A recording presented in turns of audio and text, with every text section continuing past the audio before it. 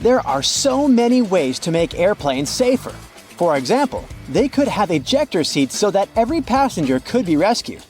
In reality though, it's way more difficult than it sounds. If there were ejector seats, your trip would be very different. Everyone would have to be strapped into a seat with a harness to make sure they wouldn't fall out of it. Then you would have to wear an oxygen mask all throughout the flight. An emergency can occur at any time. Then, ejection in itself is a big pressure on your body.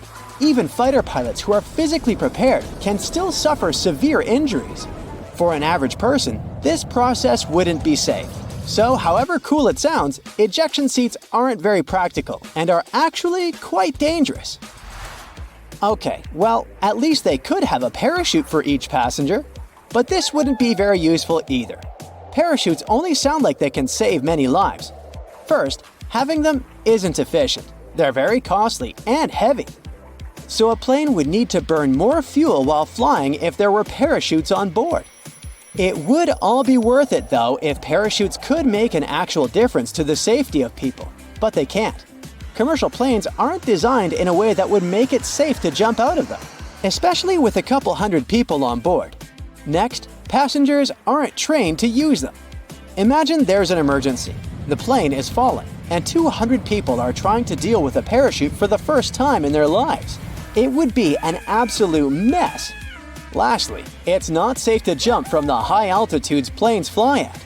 So, oxygen masks, life vests, and boats are the best life-saving equipment, and every plane has those. You know those huge engines that they have under the wings? Yeah, look at them. They don't look safe at all. Birds can get pulled in, and it actually happens. They could at least put a grate in front of the rotating parts to prevent birds from getting in there.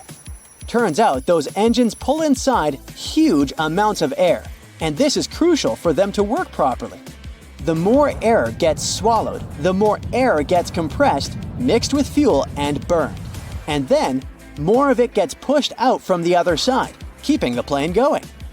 A cover at the front would be a barrier, significantly reducing the air inflow that is crucial for the proper work of the engines, and this would endanger the passengers. But hey, don't be too upset.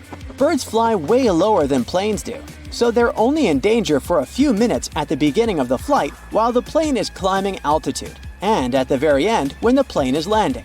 So very few of them ever get pulled in, and if they do, it's never a threat to the engines or passenger safety. Planes also don't change up the gears like cars do, so technically they can't go backwards. The reason for this is that planes don't need to go backward. They can just turn around and move in the opposite direction, but face first. The only time when they need to move backward is when they have to get to the gate. And for those times, there's help. Pushback tractors. Those are small vehicles that can connect to airplanes and move them in the required direction. Watch out for those next time you fly. But technically speaking, planes can go backward if the engines start pushing the air forward instead of backward. But this is very dangerous for everyone around. One of the very few cases when they do it is during landing, to help slow the airplane down. There are cameras on the outside that let pilots navigate taxiways better. They come in especially handy during tricky maneuvering. But do you know there are also cameras in airplane cabins? You can relax, there are no cameras in the lavatories. But yes, they are there in the cabin, and for security reasons only. Flight attendants monitor them to see what's not visible from their own seats. Of course, flight attendants can check everything just by walking down the cabin, and that's exactly what they do most of the time. So, cameras are mostly used during takeoff and landing, when everyone, including flight attendants, is supposed to sit down, as those are the most dangerous stages of a flight. Notice that it's exactly during these stages that the rules are particularly strict. All electronic devices should be turned off or put on airplane mode, and big electronic devices should be stored away. Window blinds should be raised and tables folded. Seats should be put in the upright position. You need to have your seatbelt fastened, and so on. This is all done for safety and to ensure fast evacuation in case of emergency. So let's discuss these rules. Airplane mode on electronic devices is important to make sure that the signals that devices transmit don't interfere with the plane's electronic systems. If they interfere, they will block the radio's frequency pilots need to get their instructions. Do you remember that clicking sound a speaker makes right before your cell phone gets a call if the two devices are close? This is the sound pilots might hear while communicating with air traffic control. Now, putting away large devices like laptops is important because they might turn into obstacles if you need to get out of the plane fast in case of an emergency. All the pathways should be as clear as possible. This is why everything should be packed away, seats straightened, and tables folded. There should be nothing blocking anyone's way. And lastly, window blinds. The lights on the airplane get turned off too. Those two things are done to make sure your eyes get used to the natural light outside the aircraft. Imagine it's night, some emergency happens, and the lights that were left on suddenly go off. People need to evacuate as fast as possible, but their eyes aren't adjusted to the dark yet, and they can't see anything. This will slow everyone down. If the lights inside are out, people get used to the darkness and will be able to evacuate faster. The same goes for window blinds. If it's day and they are raised, people are used to the light outside and can evacuate faster. Another reason is that when blinds are raised during landing, people outside can see what's going on inside the plane. For example, if there's fire or smoke and where exactly. This way, they can plan the evacuation process better. Also, you might have noticed black triangles drawn above some windows on the airplane. These triangles mark the seats from which the view on the airplane's wings is the best. It's needed for the crew to find the spot as fast as possible if, in case of emergency, they need to inspect the engines, slats, or flaps. This little triangle saves the plane crew a lot of time. We do talk about emergencies a lot, but they really don't happen often. It's more dangerous to drive a car than to fly by plane, and most of us get in the car every day. Yet, the fear of flying is still very much out there, and people can get superstitious. In many cultures, the number 13 is considered unlucky. So, airplane companies that often fly to those destinations just omit row 13. It's a small thing to do, but it can spare a few anxious passengers who happen to sit in row 13. In other cultures, like in Italy and Brazil, 17 is the unlucky number, and some aircraft have both rows 13 and 17 missing. In airplanes that fly to China, they can often omit row 14 instead. Our estimated flight time today will be 3 days. Future passengers of the world's longest aircraft, Airlander 10, won't get to their destinations quickly, but they will surely do it in style. Nicknamed the Flying Bum for its unconventional exterior, this plane will feature plush ensuite bedrooms, an onboard altitude bar, and glass flooring with horizon-to-horizon views. Airlander 10 won't even need an airport. It can take off and land from any flat surface, be it land, sand, water, or ice, using pneumatic skids. It will also be friendly to the environment with less emissions and is supposed to become the safest form of air travel. This 300-foot-long engineering marvel is part airship, part helicopter, and part plane. Other aircraft use one of the various methods to maintain flight: buoyancy, vertical thrust, or lift. Blimps, helicopters, and planes mostly rely on buoyancy, vertical thrust, and lift respectively. But our bum plane incorporates all three of these principles. First comes buoyancy. Airlander uses a massive amount of helium, a material less dense than air. It helps aircraft like blimps and zeppelins take off, just like how a helium-filled balloon ascends. And because helium is buoyant on its own, our hero can float effortlessly. Airlander stores its helium in several compartments for safety and also has 4 325 horsepower engines and requires way less power compared to conventional aircraft, like the Boeing 787, which makes it more energy efficient. But this buoyant aircraft is limited in payload, up to 10 tons. Its constructors could make the hull bigger to place more helium in it, but our plane is already the bulkiest in the world, so that would be too much.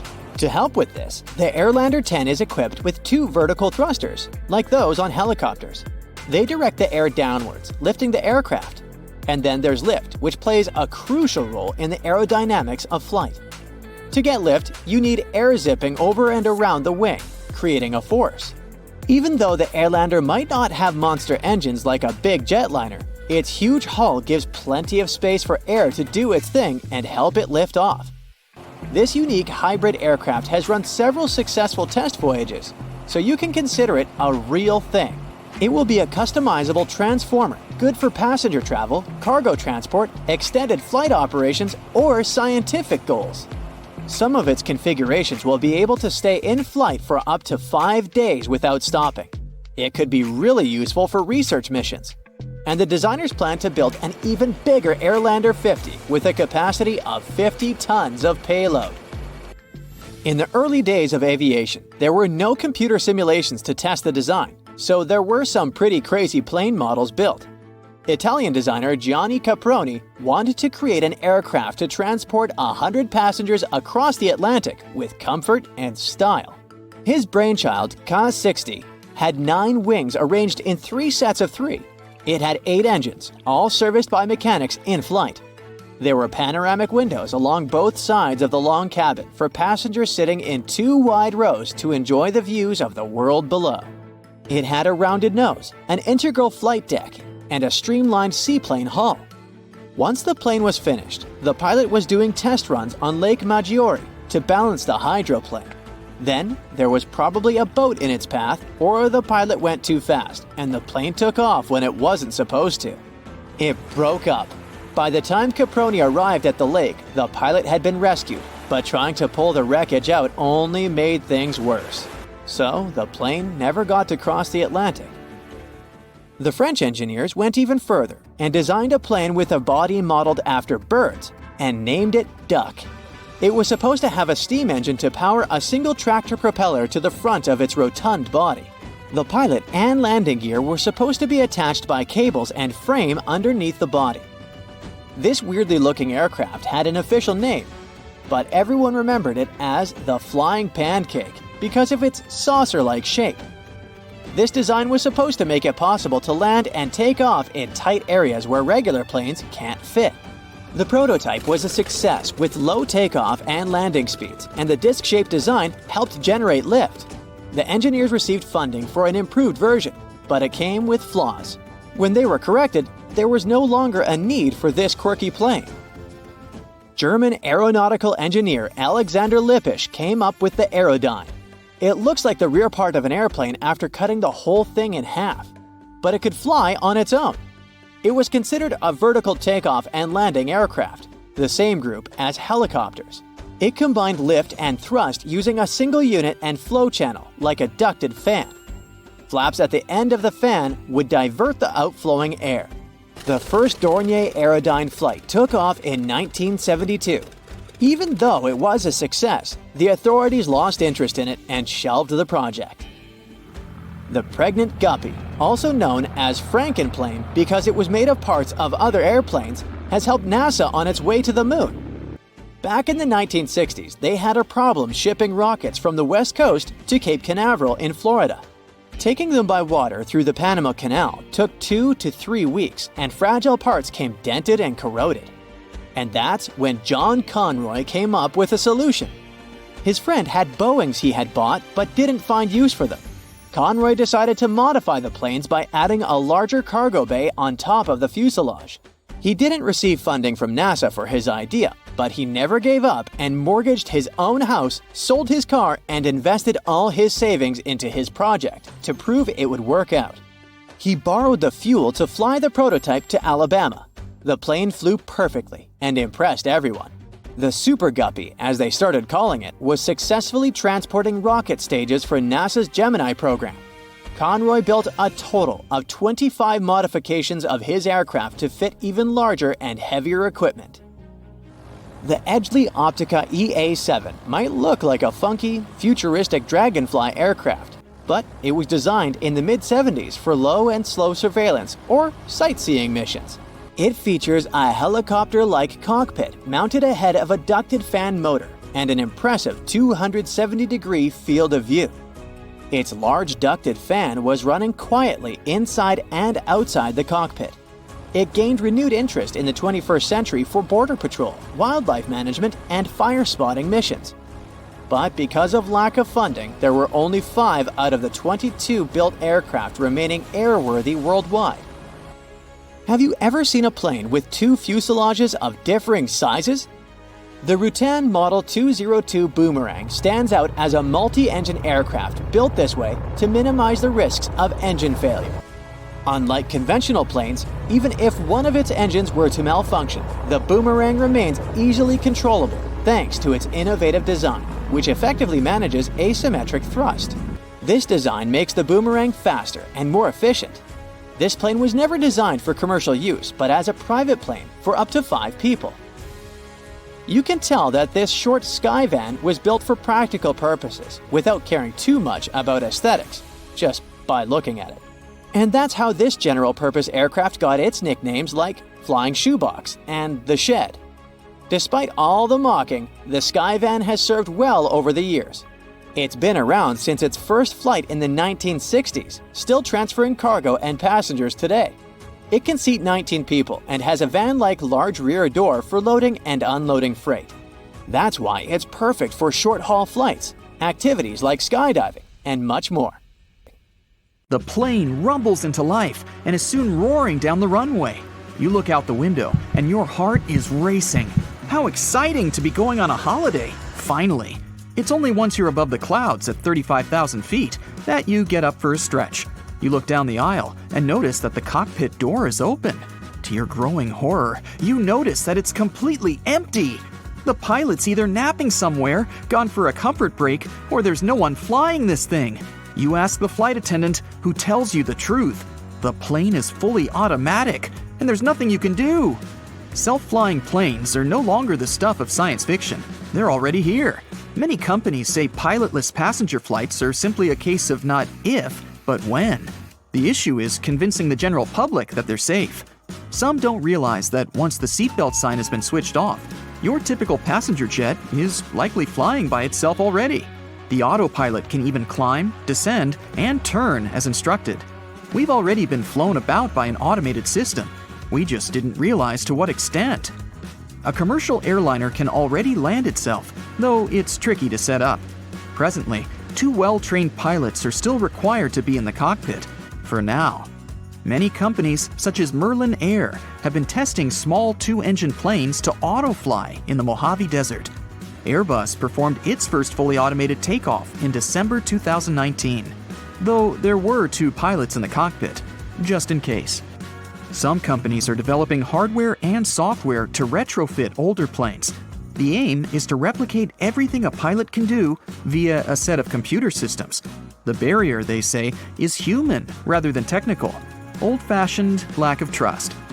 The technical term for fear of flying is called aviophobia. It affects millions of people, up to 40% of all flyers. They're still flying, but they're just not particularly happy about it. Between 2.5% and 5% of the population are so anxious they won't fly at all. And yet, statistics continually reveal that flying is one of the safest means of travel, with nearly 95% of transportation fatalities in the US occurring on the roads. If you were to fly 500 miles every day for a year, the fatality risk is still only 1 in 85,000. Or, to put it in simpler terms, for the average American, the risk of a serious accident is just 1 in 11 million. There are much higher odds of being struck by lightning. Companies may be well served by offering breathing exercises and other strategies to make their customers feel more comfortable. It's surprising that airlines haven't already implemented a variety of programs to make travelers feel more relaxed. After all, many of these air accidents are caused by human error. Being automated may be a safer option. Then there's the other argument that it takes humans to create the automated systems. There's no doubt, though, that fully autonomous aircraft will soon be with us. As the population grows, our cities expand, and there will be more need for faster and more efficient travel. Many people will be reliant upon flying taxis to bypass hectic environments. They already exist. Not only can they cover short distances, but potentially thousands of miles. They can cover the same distance that a car can in a quarter of the time. They're much like helicopters in that they're capable of vertical takeoff and landing, known as VTOL, making them able to land and take off from almost anywhere. They will also be built of quieter mechanisms to keep noise pollution down, better than a train rattling past your bedroom window. They also use electric propulsion systems, which will keep emissions low. No endless traffic jams and mouthfuls of fumes. The difference with air taxis is that there's no pilot, with the destination locked in from the beginning. The challenge for designers is how to operate in environments with numerous structures, such as buildings and bridges, and how to navigate moving obstacles as well, such as other aircraft and even flocks of birds. Tackling a variety of weather conditions, too, can also make for complicated and even dangerous possibilities. Superstorms, dust storms, snow, wind gusts, and even tornadoes can pose real problems. It's not like you can instruct your cabbie to take a different route. Or will we be able to do just that? Perhaps we could verbally tell the system to divert from its projected pathway.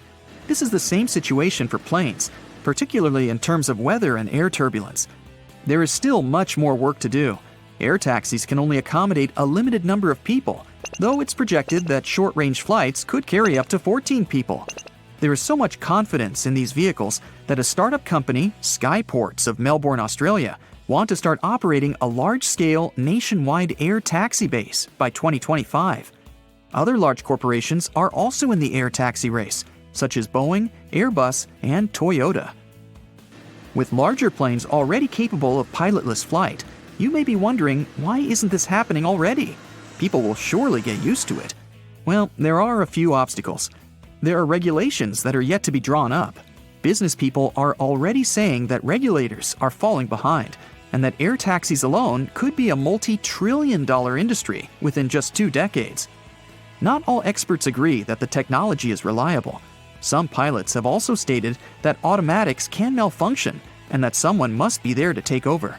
They also point to weather events that cannot be predicted and require the speed of human intervention. You could also argue that the pilots are going to say things like that because, well, they don't want to lose their jobs, and who can blame them? Yet they're not wrong.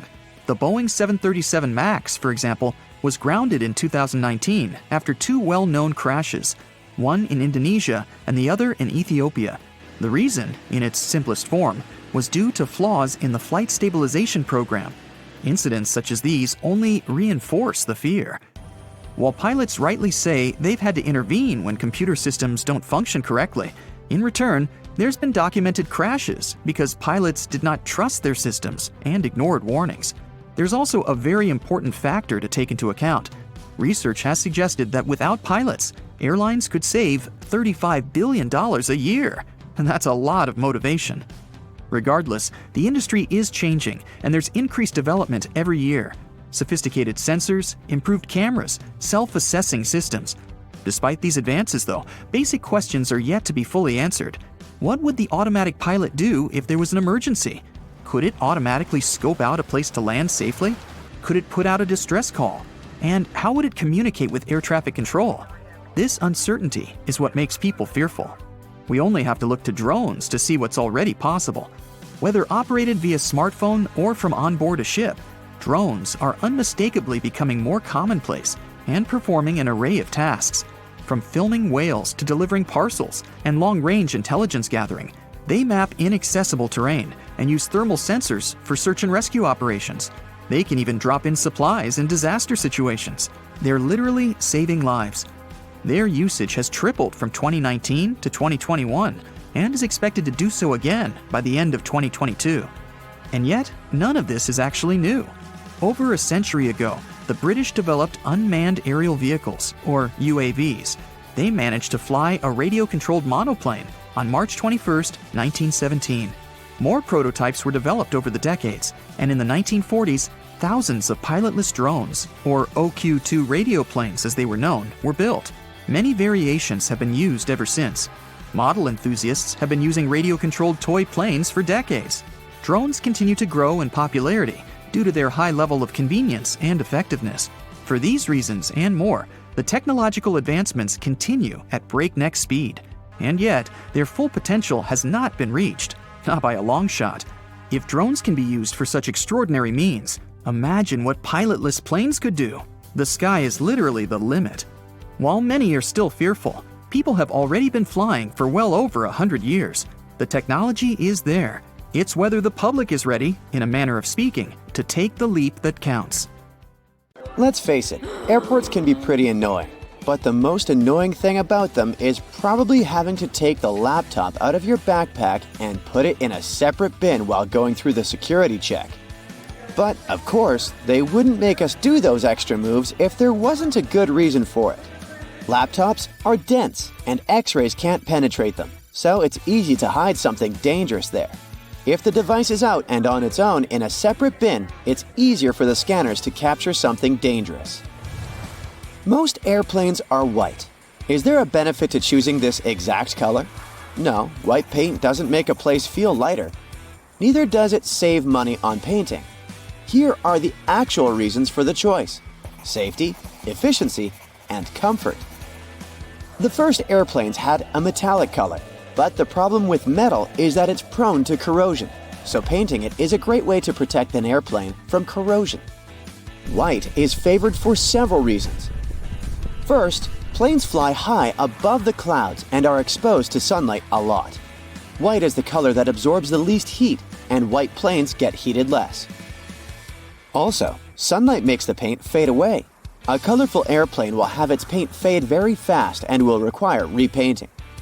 And repainting is costly, so painting aircraft white is a more lasting choice. Also, any damage is more easily noticed on a white surface. So that's one more point for the white color. We always board from the left side of the plane, every single time, no exceptions. For some reason, the right side just doesn't seem to be an option. Yes, that's done on purpose. First, the captain usually sits on the left. This way, it's easier for the pilot to align the plane with the terminal jet bridge.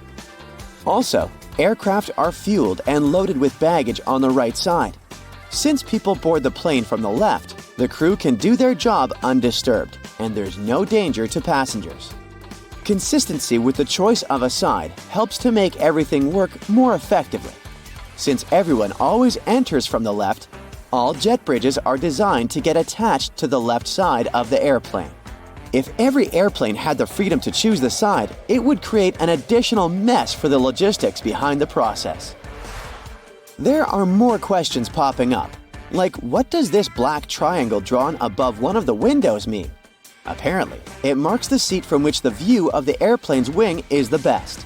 It's needed for the crew to find the spot as fast as possible if, in case of an emergency, they need to inspect the engines, slats, or flaps. This mark saves a lot of time. Next, the rows aren't well aligned with the windows. This is business. Originally, all planes are designed with rows and windows lining up perfectly. But when an airline buys a jet, they add some additional seats, squeezing them closer together. This way, they have more seats, which means more passengers, so they can sell more tickets. But you get less space for your legs and might miss out on a window. Also, all windows have rounded corners, and this is done for safety reasons. There used to be planes with squared windows, but those caused crashes because such windows couldn't withstand high-altitude pressures. At high altitudes, external atmospheric pressure is lower than the pressure inside the cabin. So, there's a big difference in pressure inside and outside the airplane, and this creates stress. Without windows, this stress flows smoothly through the material. A squared window becomes an obstacle, and the flow of stress needs to change direction. The pressure builds up in the corners, leading to cracks. As a result, such windows break.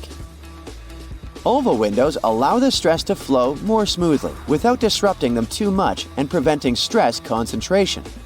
So, oval windows are safer. The glass used in production is stretched acrylic glass, and there are 3 separate panes of it. This is done as a security measure in case there is a breach. This way, at least one pane will remain intact at all times. Have you ever noticed those small holes in the windows? The tiny hole is actually only in the pane that's in the middle. Its task is to regulate the huge pressure difference inside and outside the cabin. This way, the outer pane can handle the load. If the outer pane breaks, the middle one, even though there's a hole in it, will be able to keep the window intact. Also, that hole prevents the windows from fogging up. Now, let's say you want to relax and watch a movie. Luckily, there's a pair of headphones. But they're weird. They have a two-pronged plug. No, this is not some kind of advanced technology. This is a witty move to prevent theft. If you can't use them anywhere else but on the airplane, no one will have the urge to snatch them away. Outside the airplane, they're basically useless. And then they bring food. There are people who love airplane food and people who aren't very fond of it. But most will agree that food does taste different in the air. Turns out, it's actually a thing. Low air pressure, lack of humidity, and background noise that we have at high altitudes change the functioning of our taste buds. They become less sensitive to sweet and salty foods, so airlines have to use more seasoning. Have you ever wondered what would happen if someone opened an airplane door accidentally? This wouldn't end well. It would be very dangerous to say the least. More specifically, soon there would be a lack of oxygen in the cabin. But gladly, no one can open that door accidentally. The pressure difference between inside and outside makes it almost impossible. It would take some immense strength to open it. The doors are designed to open on their own in case of an emergency. Speaking of safety, during takeoff and landing, the crew dims the light in the cabin. This is done for a good reason. This way, in case of emergency, you will see everything more clearly. Your eyes will get used to the darkness, and you'll have an easier time evacuating. Now, about pilots. They always wear those cool sunglasses, but the purpose is not to look cooler. They're used to protect the eyes. Throughout their career, pilots have to take care of their vision, but the problem is that it's not an easy task when you're a pilot. The damaging solar radiation that our sun emits is filtered out by the Earth's atmosphere, so the sunlight isn't very damaging to you if you spend most of your time on the ground. But it's different up in the sky. There's less air there, and the brightness is way higher. And with every 1,000 feet of elevation, the solar radiation is around 5% stronger. On average, aircraft fly at an altitude of 35,000 feet.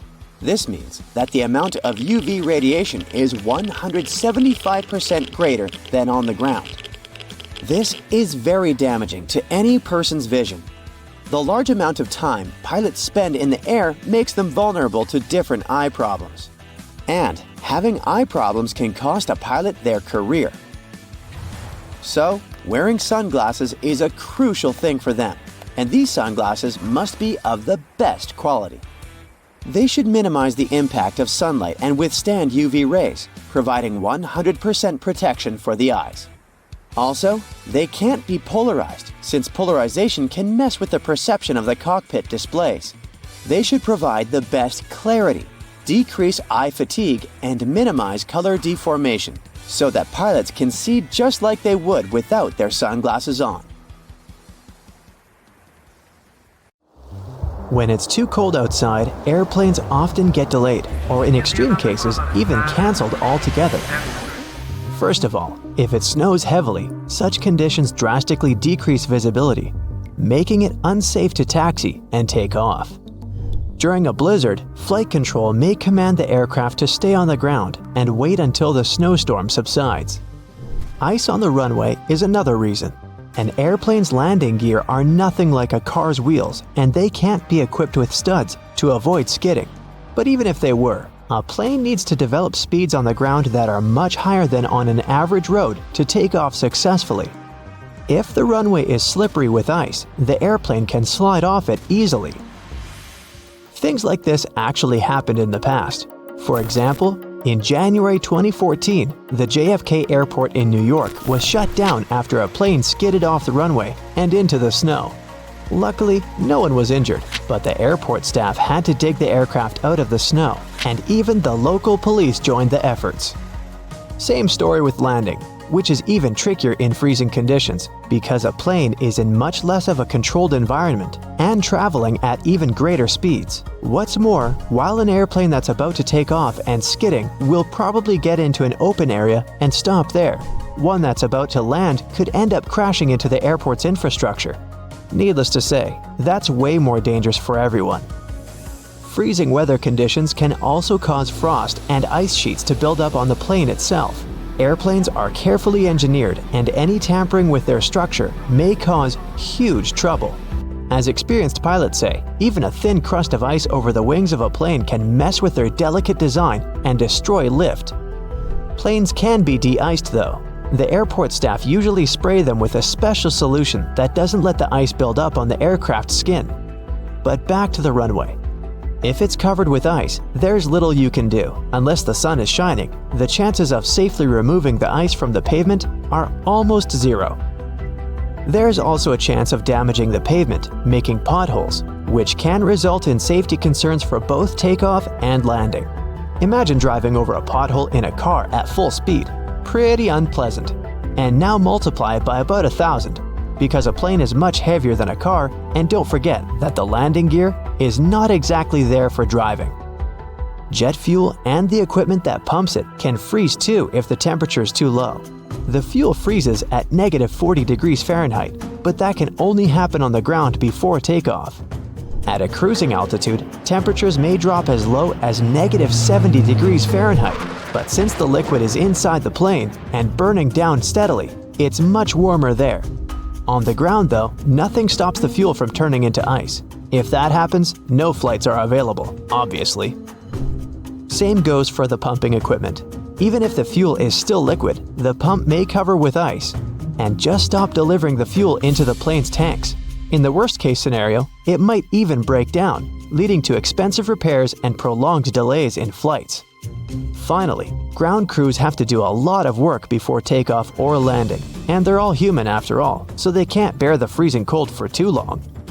This issue is often resolved by tag teaming. One group of workers goes out in the field to do the job, while the other is waiting for them in a shelter. After 20 minutes or so, the first group returns to warm up, and the second one takes up the job where the first one left it.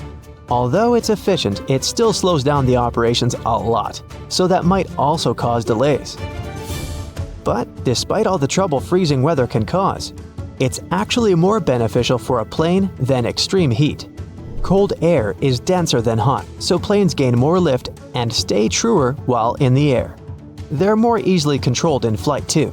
Air molecules are slower and closer together, creating a steady flow of air around the wings and cockpit. At high altitudes, the air naturally becomes thinner as the air molecules spread out and become more scarce. That's exactly why planes can't get to the upper layers of the atmosphere. There's just not enough air there to create sufficient lift. The same happens when it's too hot down on the ground though. Air molecules get faster and spread out, meaning the plane's wings don't have as much air to push off and get into the flight mode.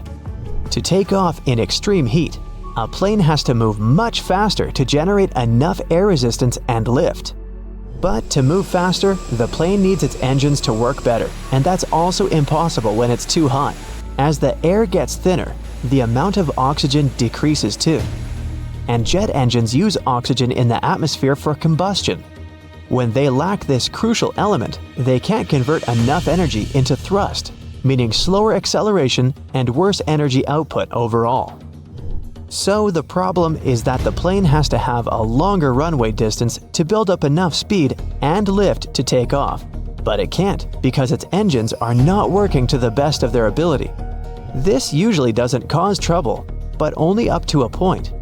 When the temperatures on the ground level reaches about 120 degrees Fahrenheit, some flights can get cancelled because it's simply dangerous for them to try and take off. Other planes are more heat resistant and powerful, but that also depends on the heat. Some aircraft even have to reduce their weight by removing part of their fuel, cargo, or even passengers when it's too hot. Lighter load means better acceleration before takeoff, and it doesn't help to avoid cancellations, but it also means planes aren't working to their full capacity. The average cruising altitude for an airplane is about 35,000 feet. They don't technically need to be so high up, but that altitude gives the best speed and efficiency. Air gets thinner at higher altitudes, which means less wind resistance, but less lift. For most commercial aircraft, the area between 30,000 and 40,000 feet is the sweet spot where the two factors balance out. You probably still aren't using a laptop from 1999, and your computer isn't flying at close to the speed of sound. Fortunately, planes have a much longer lifespan than computers. There are airliners from the early 1970s that are still just fine. They might not be able to keep up in terms of speed and fuel efficiency, but older planes are no less safe than their modern counterparts. Contrails, those white trails airplanes leave behind them at high altitudes, are easily mistaken for engine exhaust, but most are nothing more than water vapor. During a flight, moisture in the air collects in the engines before being vented with the exhaust. The hot, wet air leaving the engines mixes with the cool, dry air found at high altitudes, resulting in long, thin lines of vapor. Humidity determines when contrails form and how long they remain visible. Ever notice the numbers on the end of a runway? They're actually used to show the pilot which direction the plane is facing. For example, the number 36 is short for a heading of 360 degrees or due north. Along with numbers, the letters R and L indicate if the nearest runway is to the right or left. The lights on the tips of a plane's wings are called position lights or navigation lights, and they're used during times of reduced visibility. They help planes to see each other in the dark and can also tell pilots what direction an aircraft is traveling. The red light marks the tip of the left wing, while the green light is on the right. The third light is white and found on or near the tail. It might seem odd that the flight crew cares whether your window shades are up or down. The main reason is so that the passenger's eyes can adjust to the outside light. Mostly, it's just a matter of getting people on and off quickly. But in an emergency, the last thing they want is people stopping to blink before they evacuate the plane. Oh boy, you take your seat on the plane and look around. It's a large aircraft, spacious and new. You look up. Something draws your attention to that small compartment above your seat that contains your oxygen mask. Come to think of it, you've only ever seen it during the in-flight safety demonstrations. Maybe it's for the better, you think, and relax into your seat. Screaming and powerful jerks are what wake you up. One of the flight attendants is saying something in an urgent voice, but still disoriented after your nap, you can't catch the meaning of the announcement. And then, right in front of your face, you see an oxygen mask. Uh-oh. You place the mask over your face. You did pay attention to the safety demonstration, Then you grip the armrest and close your eyes, trying to calm down, however impossible it sounds. But do you know what's going on inside your oxygen mask? Well, let's talk about it. An oxygen mask deploys automatically in case of loss of cabin pressure. It might happen for several reasons. For example, some problems with the fuselage or malfunctioning of the valves pumping air into the plane. But most of these incidents aren't life-threatening if the masks deploy as they're supposed to. The problem with the air above 10,000 feet is that it contains too little oxygen for people to breathe. That's why, once a plane rises higher than that altitude, the pressurization system springs into action. Its main task is to create the same breathable conditions as at the height of 5,000 to 8,000 feet. Now, if, for some reason, this system fails, oxygen masks drop. If this happens, it's crucial to put your mask on within the first 18 seconds after it deploys. If you procrastinate, you'll feel the effects of hypoxia, low oxygen levels in your blood, very fast. You'll become drowsy, and if you keep ignoring your oxygen mask, you're likely to pass out. Anyway, you acted fast and can now breathe freely. But for how long? And is it really oxygen that you inhale? Well, first of all, you notice with horror that your mask doesn't inflate. No worries, it shouldn't. It's supposed to rise and fall along with your breathing. So everything functions perfectly fine, even if it might seem it's not working. Now, hold on to your hats, here's shocking news. There isn't actually any oxygen in the mask. Instead of the gas, there are several chemicals. When they combine, they mimic good old breathable oxygen. The main reason for using the chemicals is safety issues. This mixture is way less combustible than oxygen tanks. Anyway, the chemical reaction that is happening in a deployed oxygen mask is the reason why you might smell something burning when putting it on. That's the chemicals mixing and forming the new substance. In case of a real fire, your mask simply won't drop. The chemicals inside can, unfortunately, fuel the flames. Oh, and don't forget that in your mask, there's only enough oxygen for 20 minutes at the most. This time is usually enough for the plane to get down to the necessary altitude. When the chemicals in the mask are all used up, the mask stops the flow of air. But by that time, you're already at an altitude where you can breathe without additional help. By the way, oxygen masks are not used too often. On U.S. airlines, it's only been 2,800 cases over a period of 40 years. In other words, additional oxygen was necessary a mere 10 times per 1 billion flight hours. The average cruising altitude of a commercial aircraft is 31,000 to 38,000 feet. Why can't planes climb higher than that? Well, it's not that they can't, they simply don't. Because pilots can't count that high. No, not really. It's because if they did go higher, there would be serious safety issues. First of all, if a plane is flying very high, it takes much more time to get back to a safe altitude. During an emergency, like rapid decompression, when every second counts, it can become a serious issue. Plus, while traveling at altitudes higher than 38,000 feet, planes can't communicate with the ground services as well as they do when flying lower. At lower altitudes, planes can also partially rely on wind, and if they rise too high without any additional support, they waste too much fuel to stay in the air. Once a plane climbs too high, the air can't provide enough lift to keep the machine going.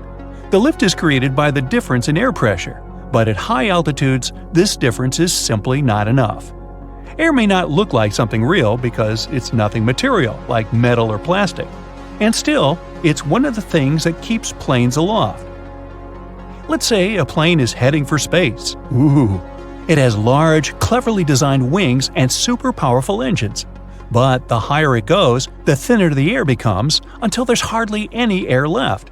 And then nothing can support the plane and help it go further if there is a near vacuum around. That's why we still need rockets to get to space. But back to your flight. The plane is now at a safe altitude and you don't need your oxygen mask anymore. But one interesting detail gets you thinking. Throughout the entire ordeal, you didn't hear the pilots mention the details of the emergency even once. Well, that's because pilots are always very careful with what and how they say. They'll never announce anything dramatic like fail or malfunction. They downplay any existing problem by replacing zero visibility with some fog. Something is broken with some technical problems, and so on. It's called positive scripting. Hey, looks like we've just jettisoned both our wings. Well, that should help us save on weight.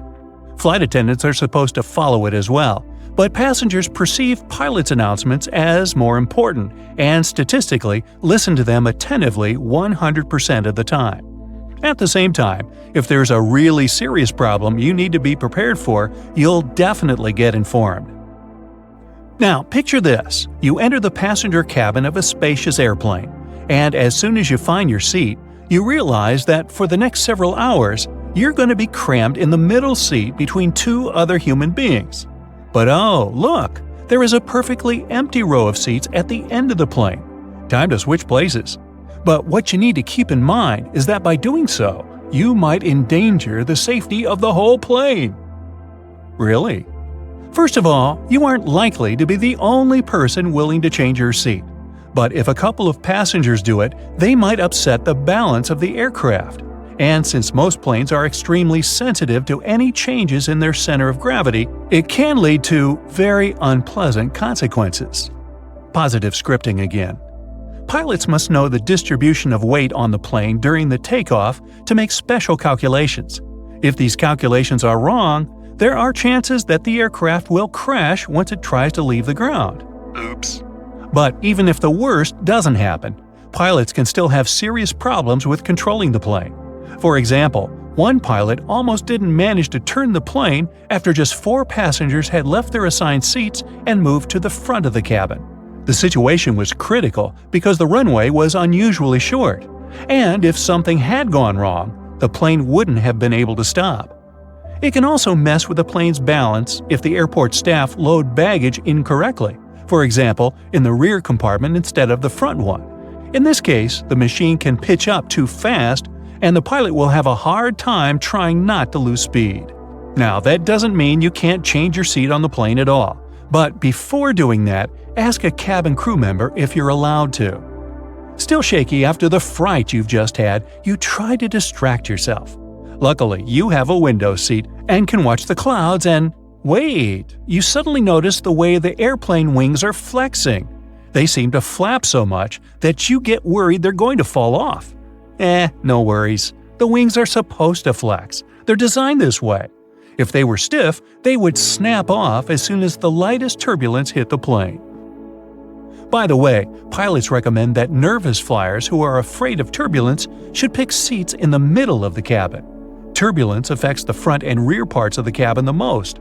The middle, over the wing section, doesn't shake that much. Maybe you'll feel a bit calmer if you know that airplanes can safely operate with one engine, even during takeoff and landing. And both engines failing at the same time is almost unheard of. But even if something like this happens, a plane won't drop from the sky like a rock. If both engines stop working at a high altitude, pilots still have at least 20 minutes to find a place to land.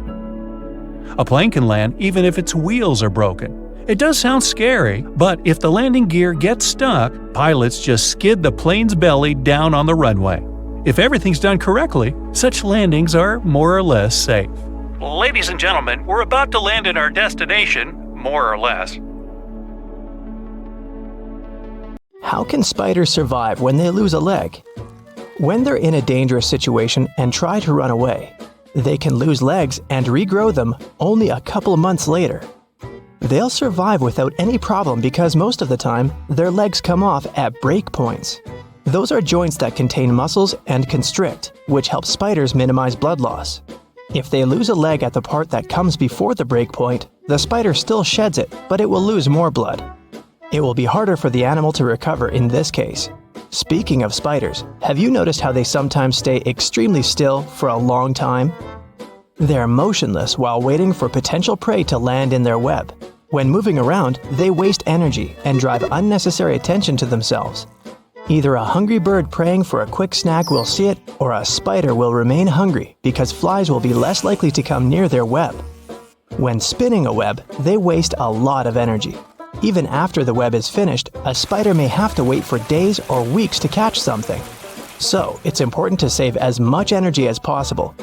Hunting spiders are way more active, but the majority of them are nocturnal predators.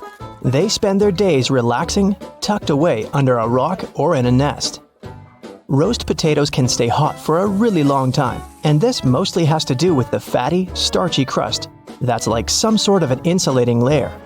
When you pre-boil a potato, this causes its starch granules to absorb water and swell until carb molecules seep out to produce this type of thick gel. Since potatoes are in the oven, high temperatures drive off moisture.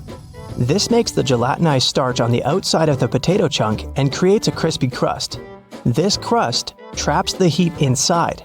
The fat from the baking tray collects in cracks too, and the heat-keeping structure stays strong. Birds don't get electrocuted while perching on power lines because it's not voltages that will harm them, but voltage differences, and electricity wouldn't flow without them.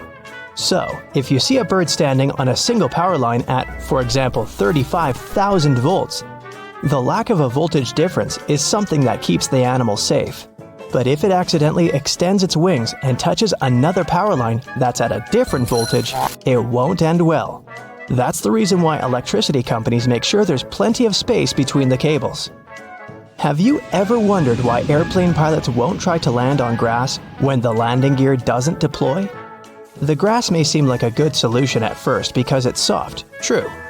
But the surface will neither be smooth nor even. When pressure is high, landing on grass can lead to unpredictable movements and cause issues such as structure formation. That happens because of bouncing and unequal pressure. This can even result in fuel leakage and prevent the doors from opening. Bald heads tend to be shiny, even though the skin elsewhere on the human body isn't. Most of our skin is covered with tiny hairs that give it some sort of velvety peach fuzz look. With male pattern baldness, the hair follicles tend to shrink and turn into skin cells, which means there's no hair there at all. And the scalp is especially shiny due to the sebaceous glands. They produce and secrete some kind of oily matter that protects our skin. Sebaceous glands are located all across our skin, but the scalp has way more of them. So, this oil coats the skin, which is why it turns into a more reflective surface.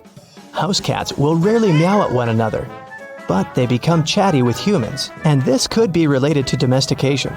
The process of taming cats and keeping them as pets started nearly 10,000 years ago. Before that, cats were pretty much loners. They rarely encountered other cats, so they didn't even have to use their voices to communicate with each other. Instead, they communicated through their sense of smell, which included things like rubbing against a certain object, for example, a tree. So they didn't even have to come face to face with other members of their species to send a message. And that's how they mostly communicate today as well. But humans don't have such a good sense of smell as cats, so these foxy creatures had to think of a way to send us a message and still get what they wanted from us, which turned out to be meowing. If you're planning a day trip to a desert, for example, the Sahara in North Africa, you're going to want to bring good sunscreen, and a lot of water, of course, but also a snug sleeping bag if you're planning to spend the night there too.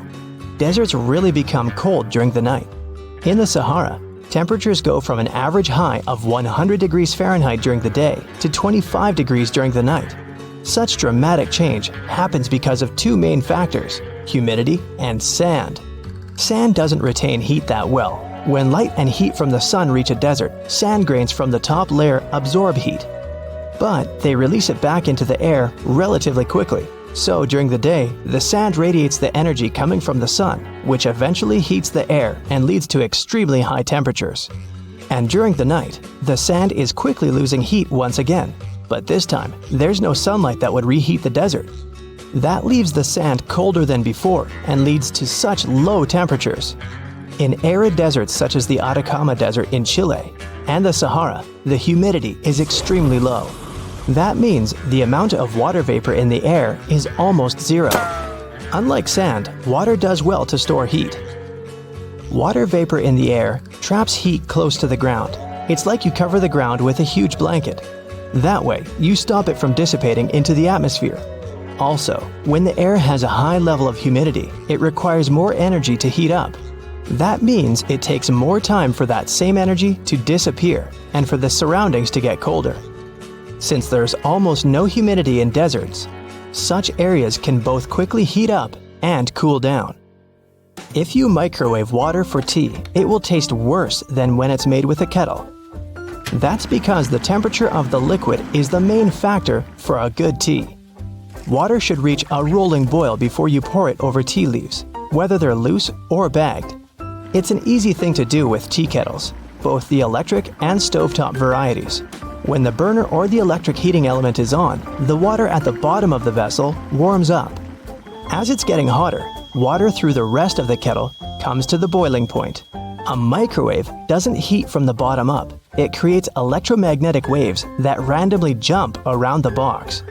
You probably notice when you try to reheat leftovers, they end up partially frozen in some spots and extremely hot in others. The same will happen with water because it's hard to control microwave energy. Overheated liquid won't be good for tea either. When water goes above 212 degrees Fahrenheit, which is the boiling point for water, it can destroy the compounds that give a tea its specific flavor. Have you ever wondered why those electrical plugs most Americans use have holes in the prongs? The story dates back to the early 20th century when Harvey Hubble Jr. invented different types of electrical plugs. He started with the detachable electric plug, which was the first ever of that type. Some of his designs had prongs with indents, those aligned with tiny bumps inside the electrical sockets. Such an indent and bump system secured the prongs in place after people would insert a plug into a socket. At some point, these indents gave way to holes, which worked in the same way. But that's just part of the story. Most of the modern outlets don't even have bumps anymore. They keep plugs from falling out of the wall by using friction and pressure. Today, some manufacturers insert a rod through all the holes in a line of prongs. That's how they lock them in place while encasing them in plastic. Some also say the holes save metal, which cuts costs of manufacturing in the long term. Why do cats like to like people? Whoops, that's supposed to read lick people. Sorry. There are a few potential reasons for this. First, they're collecting biochemical information from your skin. They could also be marking you as one of their possessions. Admit it, this totally sounds like cats. And it could be that they're just letting you know they trust you, or at least showing you they don't find you to be some serious threat or competition. How come bananas get sweeter as they ripen? Fruits don't disperse their seeds randomly. They do it when animals eat them. At a certain stage, they suddenly increase their sugar content, which is how they try to encourage animals to eat them at that stage, specifically when their seeds are mature. Mature seeds have developed special coatings that protect them when passing through the animal's digestive system. Do I have to paint you a picture? Why does our skin get wrinkly after we spend time in water? After 5 to 10 minutes in the bathtub, you will notice there are small wrinkles forming on your feet and hands. Scientists speculate that it could be the way our body gets a better grip when immersed in a slippery environment. Our wrinkly fingers improve our grip on submerged or wet objects. Also, they channel water away in a similar way to the rain treads on car tires. When you eat something really sour, you just don't feel it on your tongue. Sometimes your entire face contracts, so everyone around can see that you don't like the food you're eating. That specific sour flavor that causes this reaction is the result of the hydrogen ions that acids release when they mix with saliva. Yes, that's a mouthful of science.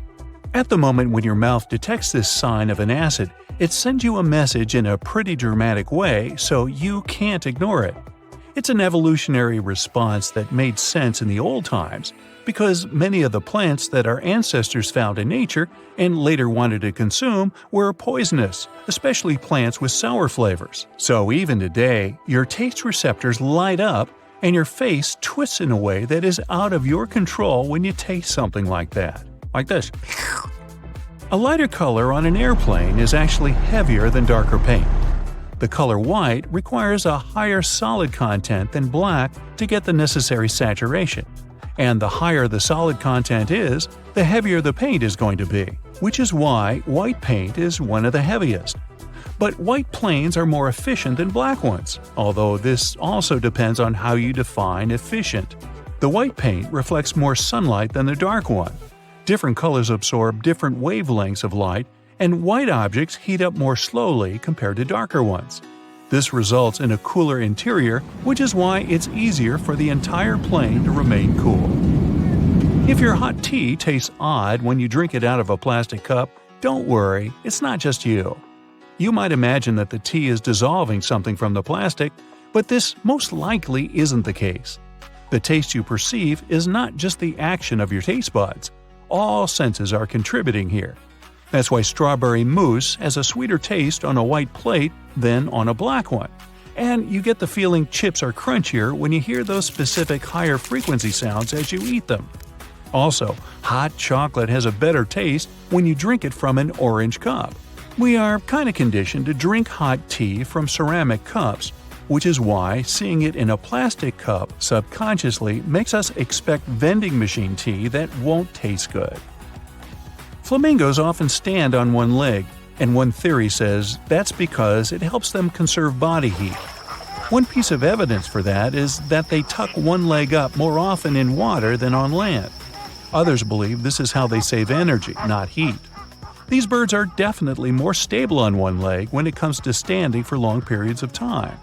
That's because they can lock the tendons and ligaments in their legs in a stable position, which means their muscles don't have to work hard to stay in one place. Plus, it's actually a classic look, don't you think? Why do repetitive noises annoy us so much? It's simple. They're constantly attracting our attention so we can't focus on other things. We stop reacting to certain repetitive sounds like ticking clocks really quickly. but some are just too annoying, like a slowly dripping faucet. The reason why this bothers us so much is the lack of control. When you know you can stop the noise anytime you want, you won't find it that annoying. Why do all planets make circles around the sun in the same direction? It would be cool to go back 4.6 billion years. You'd be able to see that space wasn't empty back then, even though our solar system wasn't formed yet. There was a cloud of dust and gas in a place where, today, our sun and the planets are. This cloud was like a solar nebula, and it molded our solar system. Generally speaking, a nebula is a huge cloud of gas and dust that occupies the space between stars and helps form new ones, together with the planets that orbit them. When this nebula collapsed, its center became our sun, while the rest of the matter got together and created the planets we know today, together with their moons and the rest of the rocky bodies like asteroids. The matter was quickly rotating, and the process looked a bit like cheese dough flattening into a disk that was getting bigger and bigger. Since the cloud was moving in a certain direction to begin with, all of the planets retain the same orbital plane too. Something massive needs to happen to alter a planet's orbit and force it to go in the opposite direction around the sun. Why do some people have such a good singing range? There are 3 things that can affect the general range of sounds coming out of your mouth: the strength of your diaphragm, the size of your vocal folds, and the shape of the chambers in your sinuses. But making the sound beautiful is largely a question of practice. Practice? Yep. At the basic level, you hear a note and reproduce it with your voice. But the true difference between being able to just hold a tune and having a lovely singing voice is related to the thousands of small muscle contractions that are mostly unconscious. They adjust your muscle mechanism where you produce a voice with the emotions you have while singing. Like with other musical instruments, a wider finger span can help you while playing the piano. But the rest is learning those subtle things like pressure on the keys and timing. Now, why do dogs hear higher pitches than us? Humans hear frequencies up to approximately 20 kHz, and dogs up to 45 kHz. Nearly all mammals can hear higher frequencies than other vertebrates. Birds hear up to 12 kHz, and reptiles, amphibians, and fish up to 5 kHz. Mammals don't need to hear high frequencies to communicate with each other, but so they can locate where a certain sound is coming from. The special way of hearing that mammals use, binaural spectral difference cueing, works in a way that our brain compares the frequency range of a sound as it gets to each ear. Head shadows one ear, so some of the frequencies get absorbed, and our brain absorbs higher frequencies more than lower ones. And the smaller the head, the less effect it has on lower frequency sounds. That's why the animal must be able to hear high frequencies to hear a wider spectrum of sounds. A mouse needs to hear up to 90 kHz, and an elephant is fine with just 10. Dogs have smaller heads than us, so they're in the middle category. Why are oceans salty? Well, chemically speaking, salt is sodium chloride, and the salt in the ocean isn't just these two, but many other ions like calcium and magnesium. Most of these start out like rocks on land. Certain things like wind and rain erode these rocks, which basically means they gradually wear them away. So we can say most of the salt in the ocean comes from rocks. Minerals from these rocks leach into streams and rivers. They carry the salts away into the ocean. About 85% of the ions in the ocean are sodium and chloride, while magnesium and sulfate make up around 10%. And some of the salt that ends up in the ocean doesn't stay there. Animals consume a lot of it. But because of a steady supply of runoff from the surface, levels of salinity are pretty much constant. The ocean also gets its salt from one more source: hydrothermic fluids. Magma coming from behind the Earth's crust heats up deep sea vents. When they get hot enough, they lead to chemical reactions between the seawater and all the minerals from the rocks around the vents. That's why every part of the ocean is salty, but the level of salinity depends on where in the world you are. So take that with a grain of, That little yellow hook you can see from the airplane's window if you're sitting next to the wing is there to help you in case of an emergency landing. Inflatable slides can only be deployed from the emergency exit doors in the front and the tail of the plane. In the middle, the passengers would have to walk right out on the wing and get to the ground from there. But jumping from the plane wing isn't safe because it's just too high. And here's where those little yellow hooks come in handy. The flight attendants tie ropes from the doors and through the loops for the passengers to hold onto. This way, everyone can safely get to the ground without injuries. Now, you want to try to avoid cozying up under airplane blankets. Some airlines only wash them about once a month. Better use your own travel blanket, a scarf, or a jacket, and always remember to wear your shoes while walking around the plane. That carpet on the floor can't and won't be cleaned to perfection between flights. It's just too much time and effort for the cabin crew. The dirtiest place on a plane isn't the bathroom, it's your tray table. It has 8 times more bacteria than an onboard toilet flush button. Now, in case of emergency, oxygen masks only have enough airflow to last for about 15 minutes. Luckily, it's just the amount of time a plane needs to find a suitable landing place or to at least descend to the altitude where people won't need oxygen masks anymore. You may wonder why you're asked to lift your seat back and close your tray table before takeoff and landing, but it's for your own safety. A reclined seat is comfy for you, but it makes it harder for the passenger behind you to get out of their seat, which is crucial in case of an emergency. The lower tray table is the same way, only this time it's you who won't be able to stand up fast enough if anything happens. Besides, the tray table prevents you from assuming the secure position in the event of an emergency landing. This position requires you to bend over in your seat, put your head between your knees, and cover the back of your head with your hands. Imagine doing that while your tray table is open. If you look around the cabin, you'll notice little black or red triangles around the midsection of the plane. These stickers let the flight attendants know where the airplane wings are located so they can immediately look out the right window to see if something is amiss outside. You shouldn't lower the window shades while taking off, taxiing, or landing for 2 reasons. First, the flight attendants must always be able to monitor the situation outside, and open shades help them with that, obviously. Second, if something's gone wrong on board the plane while it's on the ground, for example, a fire, the ground crews won't be able to see it and evaluate the situation before going in unless the windows are open. That tiny hole you see at the bottom of any airplane window isn't there to scare you nuts. In fact, it helps keep the pressure from the inside and the outside of the window equalized. The hole itself is only made in the second layer of glass, and there are 3 of them overall, which also helps with security, by the way. Even if the outer glass breaks, there will still be 2 more to keep you safe. Now, you might see flight attendants touching the overhead compartments while they're walking along the aisle, but that's not exactly what they do. Right beneath the compartments, there's usually a handrail that goes all the way through the cabin, so you can also use this trick to stay firmer on your feet in the aisle. The pilots dim the lights in the cabin during nighttime, not for you to get cozy and sleepy. Our eyes have a hard time adjusting to darkness in the first few minutes of sudden lights out.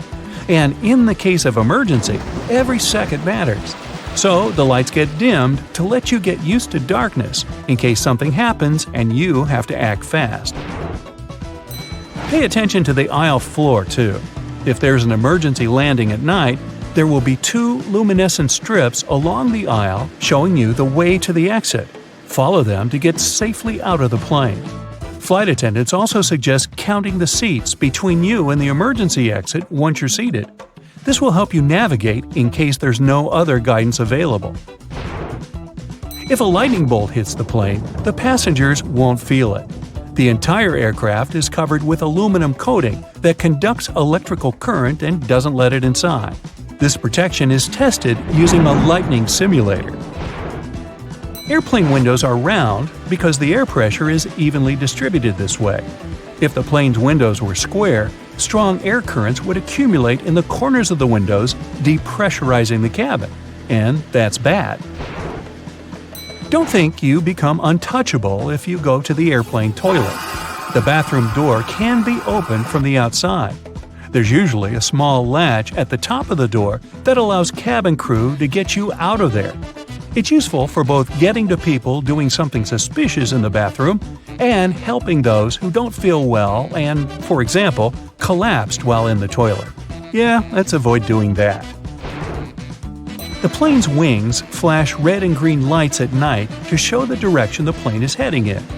A green light is always on the right wing, and a red one is on the left. Aircraft tires are designed to withstand 4 to 5 times more pressure than they actually experience upon landing. The wheel is more likely to break than the tire. Pilots always have different meals. This is necessary to reduce the risk of food poisoning.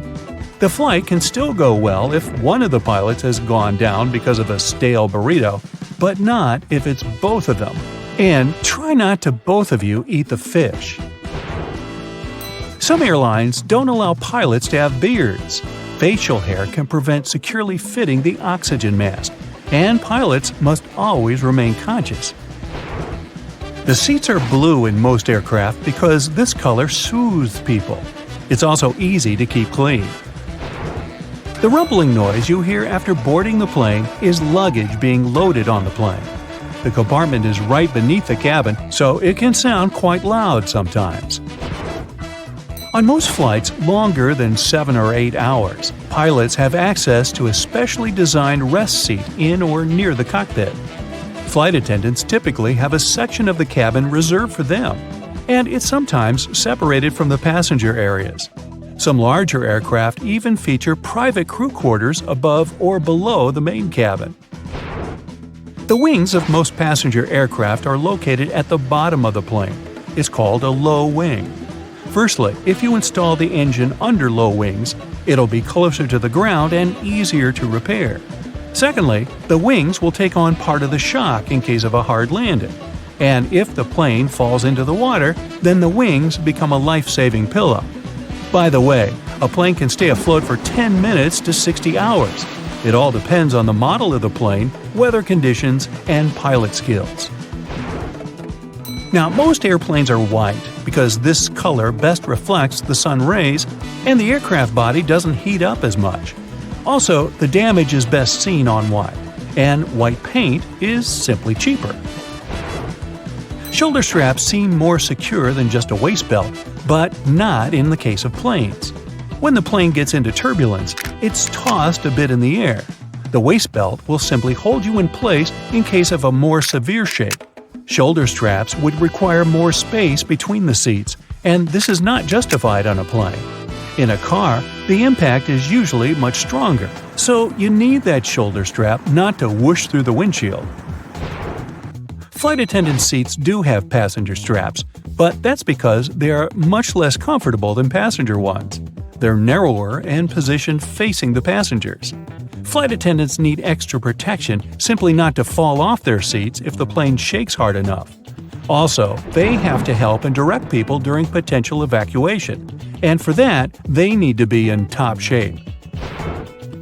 Now maybe you've noticed that you always enter the plane from its left side. Firstly, the captain usually sits on that side. This way, it's easier for the captain to align the plane with the terminal jet bridge. Also, the aircraft is fueled and loaded with the baggage on the right side. If passengers come from the left, the crew can do their job undisturbed. Want to catch a glimpse of what flying might look like in the future? Then you're in the right place. Economy class lie-flat bunk beds, vertical flying vehicles, AI-powered in-flight meal service. Buckle up and let's start our flight. But first, I need to ask you, have you ever heard of the Crystal Cabin Awards? Oh, those are like the Oscars of aviation interior design. And here are some of the most recent winners. Meet Skynest, a lie-flat bed for people traveling in economy class. These nests are supposed to be used on long-haul flights. The design is based on a sleep pod island located in the middle of the plane. And you can book a 4-hour time slot if you want to take a real nap during your flight. The best news is that this design is likely to be introduced next year. While traveling in premium economy on long routes, you'll be able to use smarter seating design. It includes wider seats and twin armrests, which means no more fighting for space with your neighbors. Plus, there will be fully flexible rows with cushions that can be elevated, creating lie-flat beds. Lufthansa Group has promised that premium passengers will be able to book suites with double beds and travel on temperature-controllable heated or cooled seats.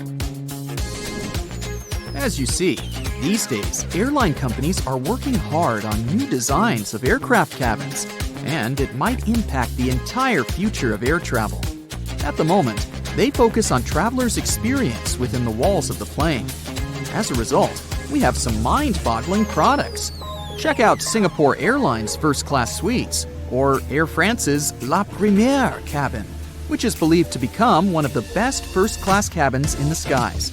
It's going to feature suites equipped with separate sofas and chairs, and each suite will have 5 windows along the cabin wall. This will make it the longest first-class suite in the world. But then, Airbus went and patented the idea of a more interactive flight experience, especially for those lucky passengers occupying window seats. With the help of special eye-tracking equipment, the aircraft might be able to highlight significant objects you're looking at and provide you with detailed information, appearing on a semi-transparent display on the window. The patent also claims that you could send data to devices connected by Bluetooth or Wi-Fi. This way, takeoffs and landings would get much more exciting, and you'd be able to get information about a new country or city. Qatar Airlines, in turn, came up with the idea of Q suites. It looks like this. On the sides, you have individual suites, while the middle part can be transformed. You can choose to have a double suite to travel together with your partner, or you can have some private space, or even move the walls and turn the place into a quad suite that you can use for a meeting. There might also be some improvements in economy class. They're bound to bring more comfort, especially on a long-haul flight. A company called Zodiac Seats filed a patent based on a zigzag configuration of seats. Look at this aisle, which contains 3 and 4 seats, with each of them facing in the opposite direction. This allows for way more shoulder space than regular seating. Plus, passengers have a lot of leg space. Yes, some people might feel a bit uncomfortable having to face their neighbor for more than 8 hours straight, but aren't these space improvements worth it? Now, you might know that moving around the cabin while flight attendants are serving meals and beverages is kind of tricky. Plus, you have to eat at a specific time with everyone else. Or, if you're not feeling hungry, forego the meal altogether. Well, robots might be the solution. One company has suggested using perfectly sized pods that could slide along the rail in the middle of the aisle, delivering drinks and food ordered by passengers. This way, you could get your meal at the most suitable time for you without leaving your seat. This solution is likely to solve the problems with meal service. Even better, it might allow for fewer galleys in large planes. Unfortunately, this idea was filed 60 years ago and hasn't been implemented yet, so maybe it's not as great as it sounds. Another idea connected with in-flight meal service includes using AI. According to its creators, the technology will record what passengers leave on their trays, and later use this data to suggest various catering plans on subsequent flights. Now, even though these innovations sound like they're going to make traveling way more comfortable, they're not exactly revolutionary. But look at these innovations. Vertical takeoff and landing aircraft. Hyundai Transys's air taxi cabin concept optimizes space and prioritizes your privacy in a shared cabin. If we talk about short flights, there's City Airbus Next Gen. That's an all-electric, vertical takeoff and landing vehicle with 4 seats based on the lift and cruise concept. It can operate within the range of 50 miles and has a cruise speed of 74 miles per hour. Another amazing prospect is passenger aircraft with AI co-pilots, or even pilots. Some experts claim that planes could potentially be flown on a fully automated basis.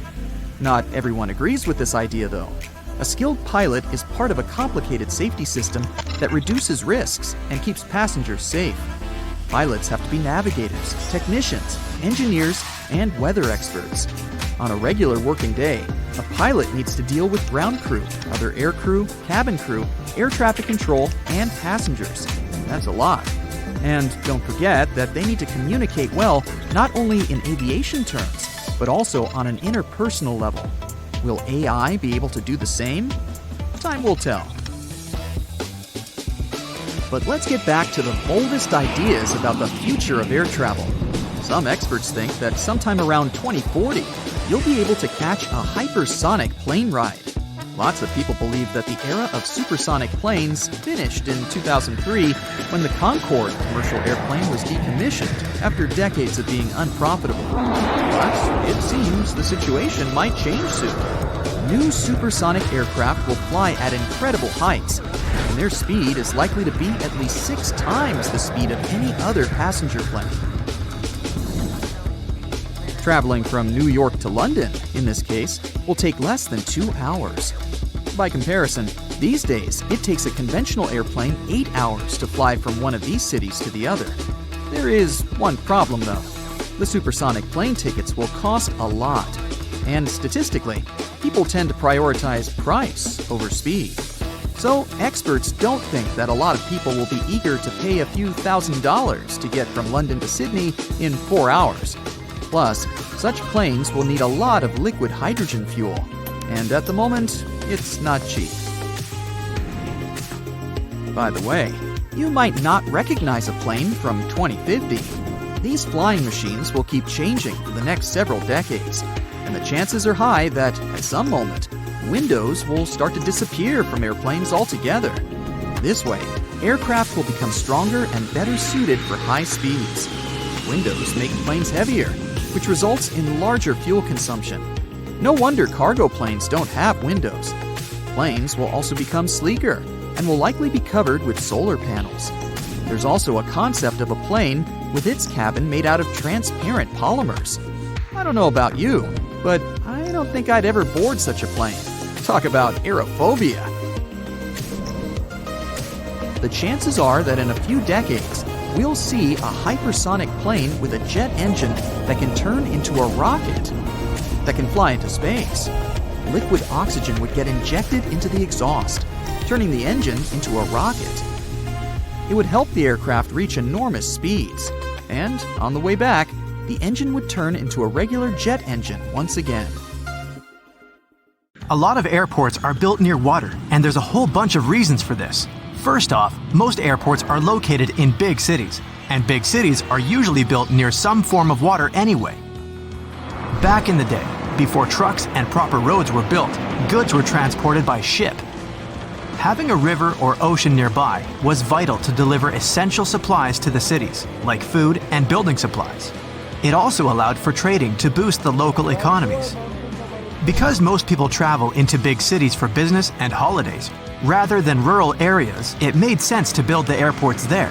The high demand for travel meant that the airports were needed and also made them profitable. But that's not the only reason they're built near water.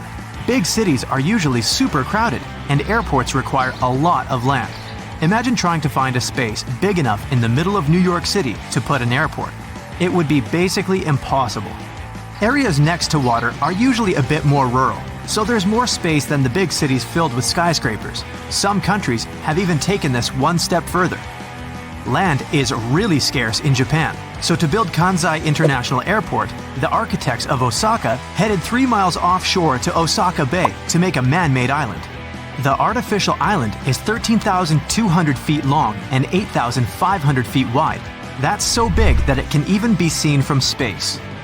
It took a whopping 38 months to complete, and travelers can get across to the main island of Honshu via car, railroad, or high-speed ferry. Kansai International Airport opened in 1994 and became the world's first airport to be built on the sea. Despite its location, it has the longest airport terminal in the world with a length of just under 1 mile. Airplanes also can't have any obstacles around them when landing, it would be really difficult to try landing a plane with obstructions. These include trees, mountains, buildings, and power lines. Over water, nothing will restrict planes from taking off or landing, making it much safer. On mountainous islands, runways are often parallel to the ocean, as the mountains are inland, just like in the Gran Canaria Airport located on one of the Canary Islands. It also links to safety reasons. If a plane has to cancel a runway landing and go back around again, there must be enough room for it to do this safely without hitting anything. It's also got to be able to climb back up into the air at a safe angle to avoid causing problems for the passengers inside. Reaching this safe altitude is much easier, quicker, and safer by the sea, compared to big cities or mountainous areas. Speaking of failed landings, pilots are trained to deal with engine failure on takeoff. If a plane reaches the right speed for takeoff, it has to leave the runway, even if the engine fails. But don't worry, planes can still fly with only one engine. It just requires a bit more effort. Because of the reduced capacity, it takes longer to reach the right altitude, and more space is required for takeoff. Taking off towards the ocean makes it easier to climb to a safe altitude without worrying about colliding with any obstacles. Another reason for airports being built at water level is that the higher up we go, the thinner the air becomes. It causes the thrust of the engines to decrease, as well as the lift produced by the wings.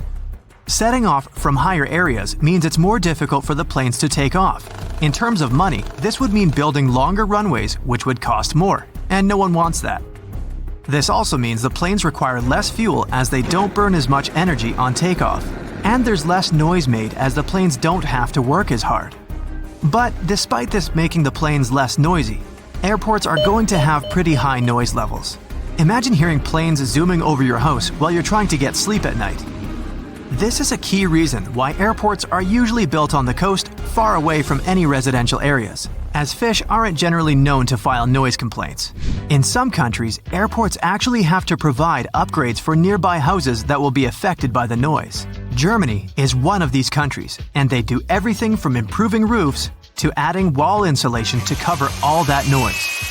Building by the coast means that they don't have to pay up for all these expensive upgrades, which saves the airport lots of cash. Coastal areas also have weather advantages for flying. Sea breezes are steady winds that blow from the water to the land.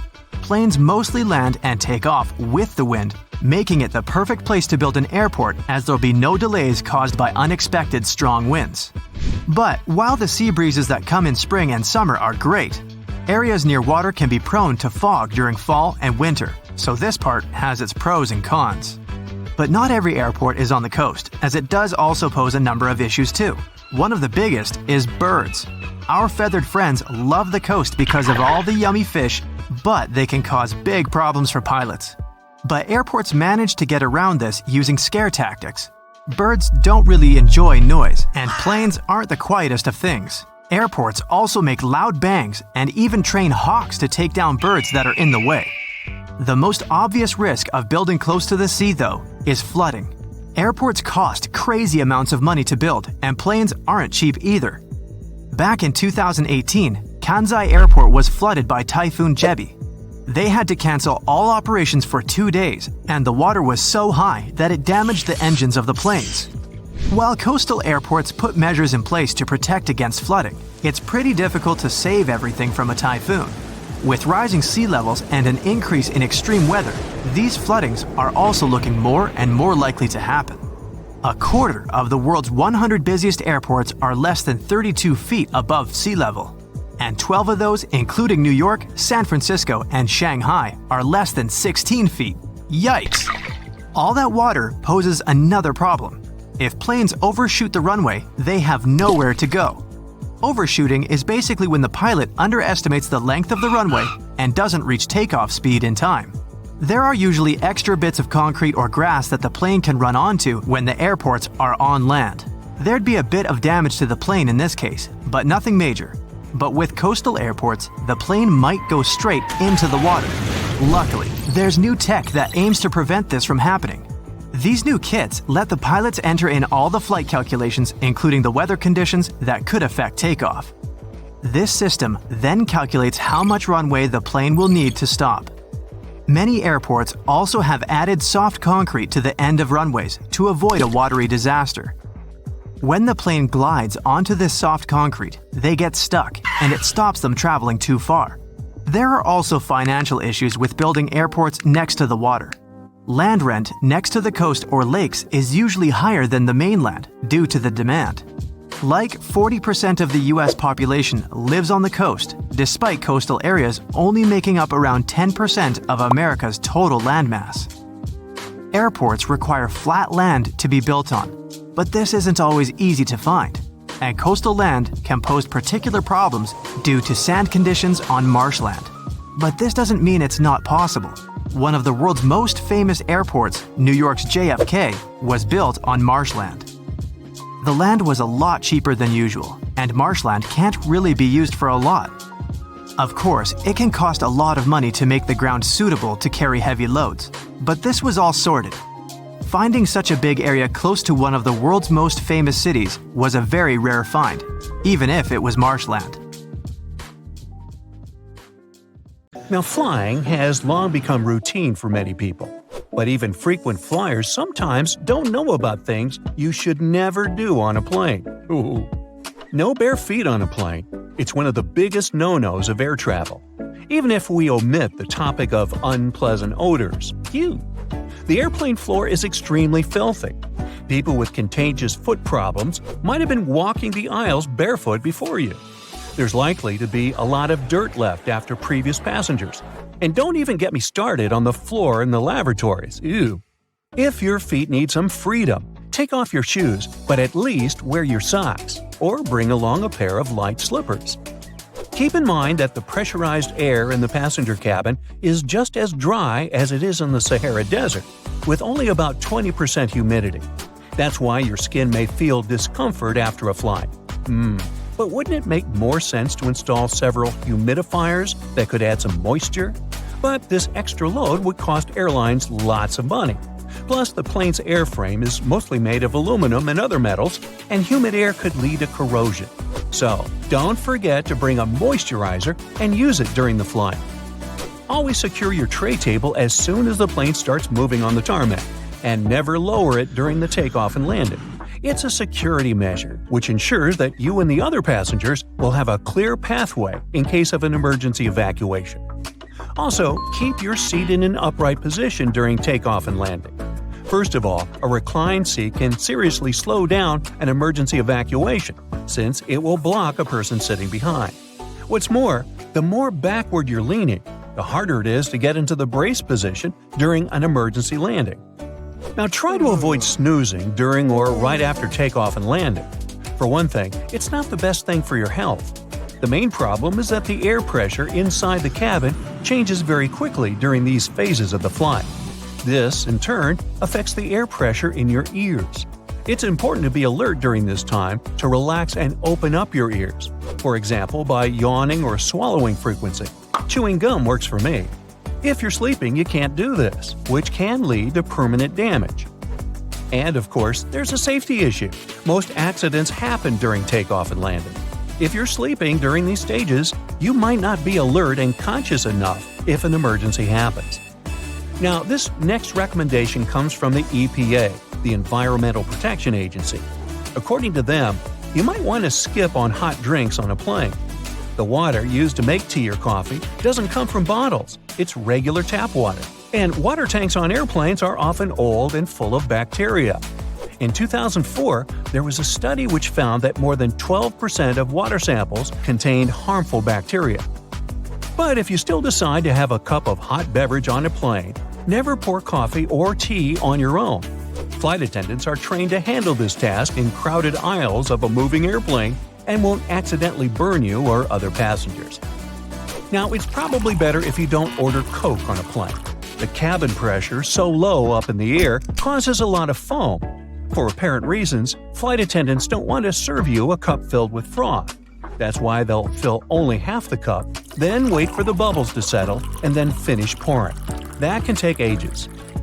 Keep your air vent open. This way you'll minimize the spread of germs. Planes have high-quality air filters. They'll catch up to 99% of all airborne germs, so you should be safe there. But make sure to wipe that tray table. With 8 times more bacteria than the toilet flush button, it's the dirtiest place on board. Another thing you should avoid is leaning your head on the window if you have a window seat. You never know who occupied your seat before you, and, in any case, the glass is likely to be covered with germs. Say no to backless sandals and high heels on a flight. I do. There are very serious safety reasons for such a request. The first is that both these types of footwear make it very difficult to evacuate the aircraft fast. If you wear high heels, you will anyway have to leave them behind in case the crew is using emergency slides during an evacuation. The heels are very likely to damage the slide, so off they go. Now ask yourself, do you really fancy running away from the airplane barefoot? I'll answer that for you. Nope. Instead, wear sturdy shoes with a solid sole. In this case, you won't find yourself standing on the hot tarmac or in the weeds without any footwear at all. Don't stuff heavy objects into overhead compartments. Your things may not stay inside during severe turbulence, and while falling out, they will injure you and other passengers. Ow! That's why, if it feels difficult to lift something into the overhead compartment, better put it under the seat in front of you or elsewhere. Now, don't blame the pilots for the hard landing. When you experience it in bad weather, it might be intentional. If the runway is covered with water or snow, the plane has to touch down hard in order to break the water layer and prevent aquaplaning. Otherwise, the water can perform the role of a lubricant, and the plane won't be able to brake or respond to any control. Deploying an emergency slide when there's no emergency is a very bad idea. It can cause hour-long delays and cost airlines thousands of dollars to pack the undamaged slide back into its container. Why would someone do it? Apparently, some think it'll help them get off the plane faster. Well, they're an idiot. Don't be one yourself. Just keep in mind that it doesn't work this way. Don't ignore the instructions of the cabin crew to open window shades during takeoff and landing. This way, flight attendants can see what's happening outside, assess the situation, and act fast, organizing the evacuation. For example, if there's a fire outside one exit, they will redirect passengers toward another door. Avoid carrying spray deodorants or shaving cream in your carry-on baggage. Both these things tend to explode mid-flight and therefore aren't allowed on board the airplane. A much better idea is to choose stick deodorants. You also mustn't keep power banks in your checked luggage, and if you want to bring one on board, its capacity shouldn't be more than 20,000 milliamps. Besides, you shouldn't use them during the flight since they might catch fire. In general, lithium batteries are safe to use, but since they're high energy, they can catch fire if they're not treated with care, misused, or if there's a manufacturing fault. Such batteries have been the cause of quite a few fires on board airplanes, as well as during ground handling. Do not worry about airport scanners, they won't harm your health. Otherwise, airport employees wouldn't be able to stay near them without special clothing. Even when you're passing by a baggage scanner, the risk is minimal. And the last one, don't act like a jerk on board. Behave yourself. I know you will. Also, never try to land a plane on your own. Nah, don't laugh, I'm not kidding. In movies, they often show us that something happens to the pilots and they can't land the plane. And that's when the main character, a very skillful person, starts their game. Unfortunately, it's close to impossible to do it in real life. Even if a person is a genius, is fond of computer simulators that match the real model of an aircraft 100%, and is ready to follow all the instructions from the ground, they're likely to fail due to one simple aspect: stress. It is true that there have been cases throughout history when amateurs landed smallish private planes after the incapacitation of a pilot.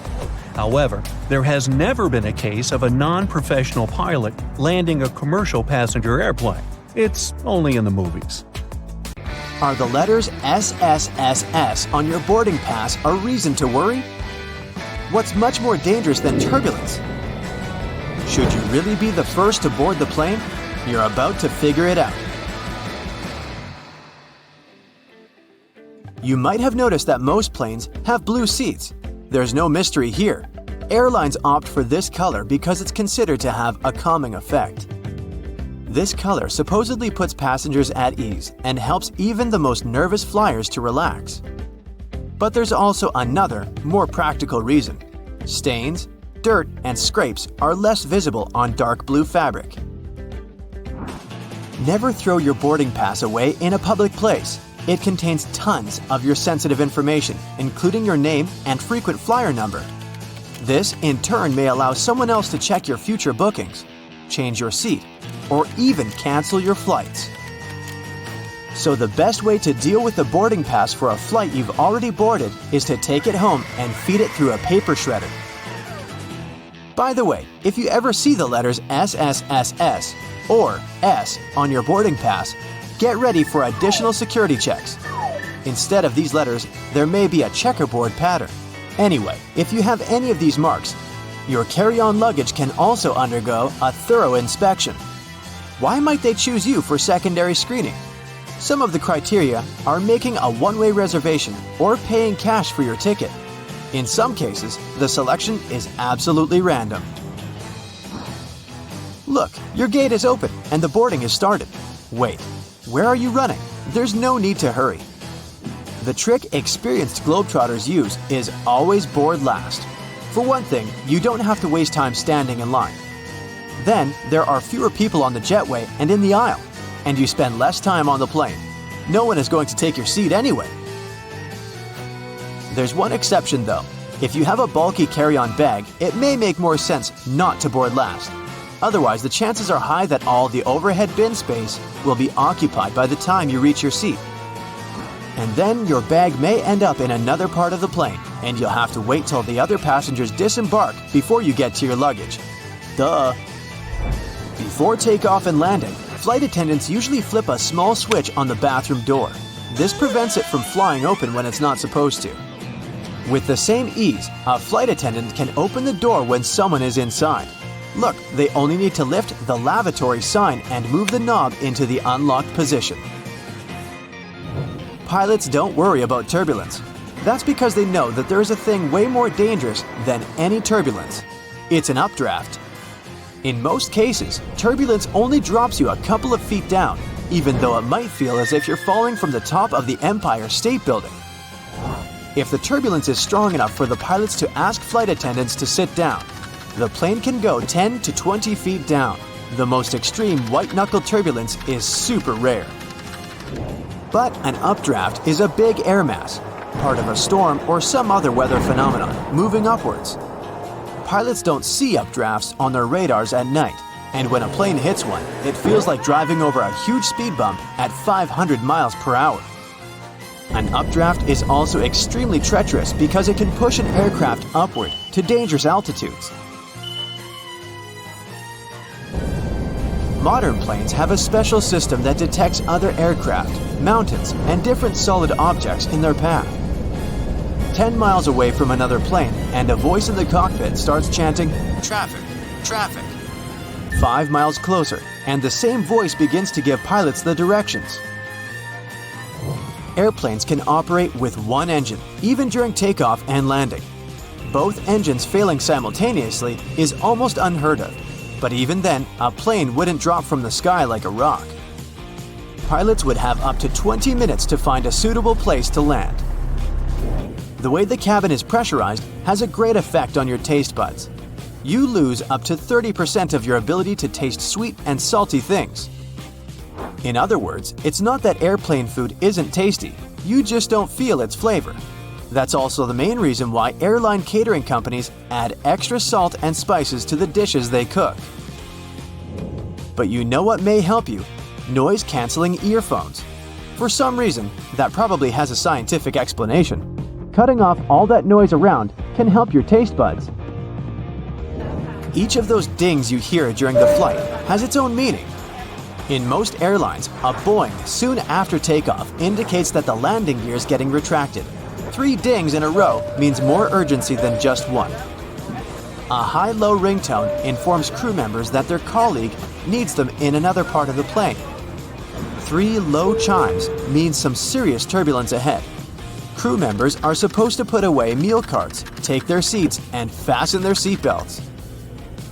If you're a nervous flyer, pick a seat in the middle of the cabin. Turbulence mostly affects the front and rear parts of the cabin. The middle section, which is over the wings, doesn't shake so much. Pilots and co-pilots eat different meals. The reason for this precaution is very simple. Imagine both pilots having the same dish and getting food poisoning. In this case, neither of them will be able to control the plane. If they still want to have the same dish and won't agree to have anything else, there's a safety net. Pilots don't have their meals at the same time. If one pilot ate the dish and still feels okay several hours later, the other pilot can brave their meal as well. What would you say when asked about the filthiest place on a plane? Nope, that's not the toilet seat. It's not even in the bathroom. Flight attendants warn that you should be particularly careful with headrests, seat pockets, tray tables, and seat belts. Experiments have shown that 1/3 of all seat belts have yeast and mold on them. Most tray tables are covered with bacteria.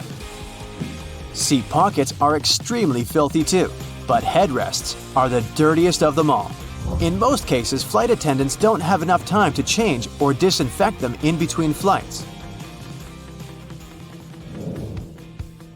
If your captain announces they're finishing some paperwork, it means they're busy revising the flight itinerary or waiting for the ground staff to prepare the flight logbook. That's a journal that contains the official record of a journey. Some places, especially those flying long distances, have secret bedrooms for crew members to catch some shut-eye. These bedrooms, called crew rest compartments, are located either at the back of the plane or behind the cockpit.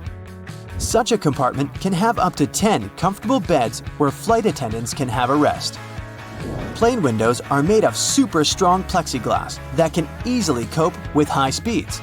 And the window panes are shaped in a special way so that the high pressure inside the cabin pushes them against the aircraft body. In other words, plane windows are very unlikely to get broken. Once upon a time, plane windows were square, but the pressure built up in the corners of such windows, making them ultimate weak spots. This means that each square window had 4 weak spots. This made them likely to crash under the enormous stress of high altitudes. Luckily, making airplane windows curved solved this problem once and forever. Such a shape distributes the pressure and reduces the likelihood of cracks or any other damage. Planes regularly get struck by lightning, at least once a year or once per 1,000 hours of flight time. These days, it's totally safe. The electric charge simply runs through the aircraft's aluminum shell. It doesn't cause the plane any damage. But did you know that airplanes not only get hit by lightning, but they also trigger it? When an aircraft is flying through a cloud, the friction between its fuselage and the air creates static electricity. Sometimes, it can cause lightning. Airports are some of the most visited and, at the same time, mysterious places out there. So, let's see what's going on behind the scenes and what secrets airports hide. At some airports, there are special people called profilers. Such people bring to life a special program called SPOT, Screening Passengers by Observation Technique. They analyze your mimics, gestures, and behavior in order to detect suspicious people. Their job is to notice nonverbal signs of anxiety, people licking their lips, itching, or looking around a lot. If a profiler notices a person acting in an unusual way, they can invite them for an inspection. There, they talk to this person, trying to find out more about them and confirm, or not, their suspicions. Airport agents might also be watching you all the way from the security check to your gate. Some airports have facial recognition scanners that can easily track you. They're equipped with special software that compares passengers' faces with their IDs. Keep in mind that if you don't charge your laptop before the flight, it may be confiscated. It's not uncommon for an airport security officer to ask you to power your device up. If you fail to do it, your gadget can be taken away for an additional check. For safety reasons, it's crucial to make sure that it hasn't been tampered with or modified in a way that can cause harm during the flight. Packing an electric brush in your check-in luggage may land you in trouble. Brushes produced by some brands have lithium batteries inside, and those can potentially lead to serious problems in the air. That's why leaving your electric brush in your checked suitcase isn't an option. But you're allowed to store them in your carry-on bag. At the same time, if your device runs on AA batteries, you can put it wherever you want. Anyone who's ever traveled by plane knows about the no liquids rule, but not everybody knows that this rule also applies to peanut butter, toothpaste, creams, lotions, liquid makeup, lava lamps, snow globes, some kinds of medications, deodorant, and even gel shoe inserts. Now, let's go outside for a while and look at those landing spots. Airports charge airline companies huge fees for landing on their runways on certain days and at particular times. But the most interesting thing is that the landing spots can be bought and sold. For example, in 2016, Oman Air paid Air France around $75 million for one early morning arrival slot at London Heathrow Airport. You must have noticed that airfare has increased over the past decade. That's because of the extremely high prices of landing slots. Dispatchers don't only control the planes in the sky, as you can often see in the movies, but they also look after their movements on the ground. They also control the lighting on the runways. There's 3 types of air traffic controllers: en route, terminal, and tower. Each of these dispatchers has their own area of responsibility. One dispatcher has about 5 monitors, and the information on them is constantly changing since the monitors show weather conditions and information about other planes. You know how it sometimes goes. You come to a security checkpoint, and all of a sudden, it turns out you have something prohibited in your carry-on. But worry not, you still have a chance to save your favorite penknife.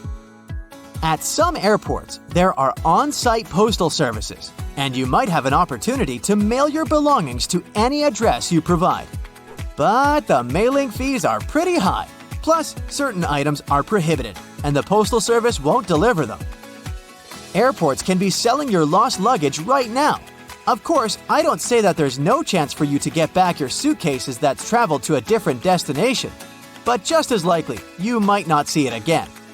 In this case, an airport has the right to sell your misplaced belongings at an auction. Most airports have an annual lost luggage sale. After paying an entry fee, you can bid on electronics, clothes, bags, and other stuff. While flying, you might have a celebrity on board, but you won't know it. Large airports have separate check-in and security procedures for celebrities. They often board the plane directly through a hidden door located beside the jet bridge. Some airlines also use cool cars to transfer VIP passengers from the terminal building to the plane. At the same time, most people come to the airport well ahead of time. And the most popular activity while waiting for a flight is wandering through the duty-free zone. And even though people rarely plan to buy anything there, different products end up in their shopping baskets. That's because lots of airports are designed in a special way that makes people feel relaxed and at ease. I'm talking about all those huge windows, a lot of light, massage chairs, and comfortable seating areas. And statistically, calm passengers are 10% more likely to spend money on retail, duty-free, and food. Designers put a lot of thought into airport layouts. It helps to ensure the smooth flow of travelers. And the main point here is easy navigation that can prevent people from getting lost. This is achieved through subtle but very effective design cues. And placing duty-free zones between security checkpoints and boarding gates is one of them.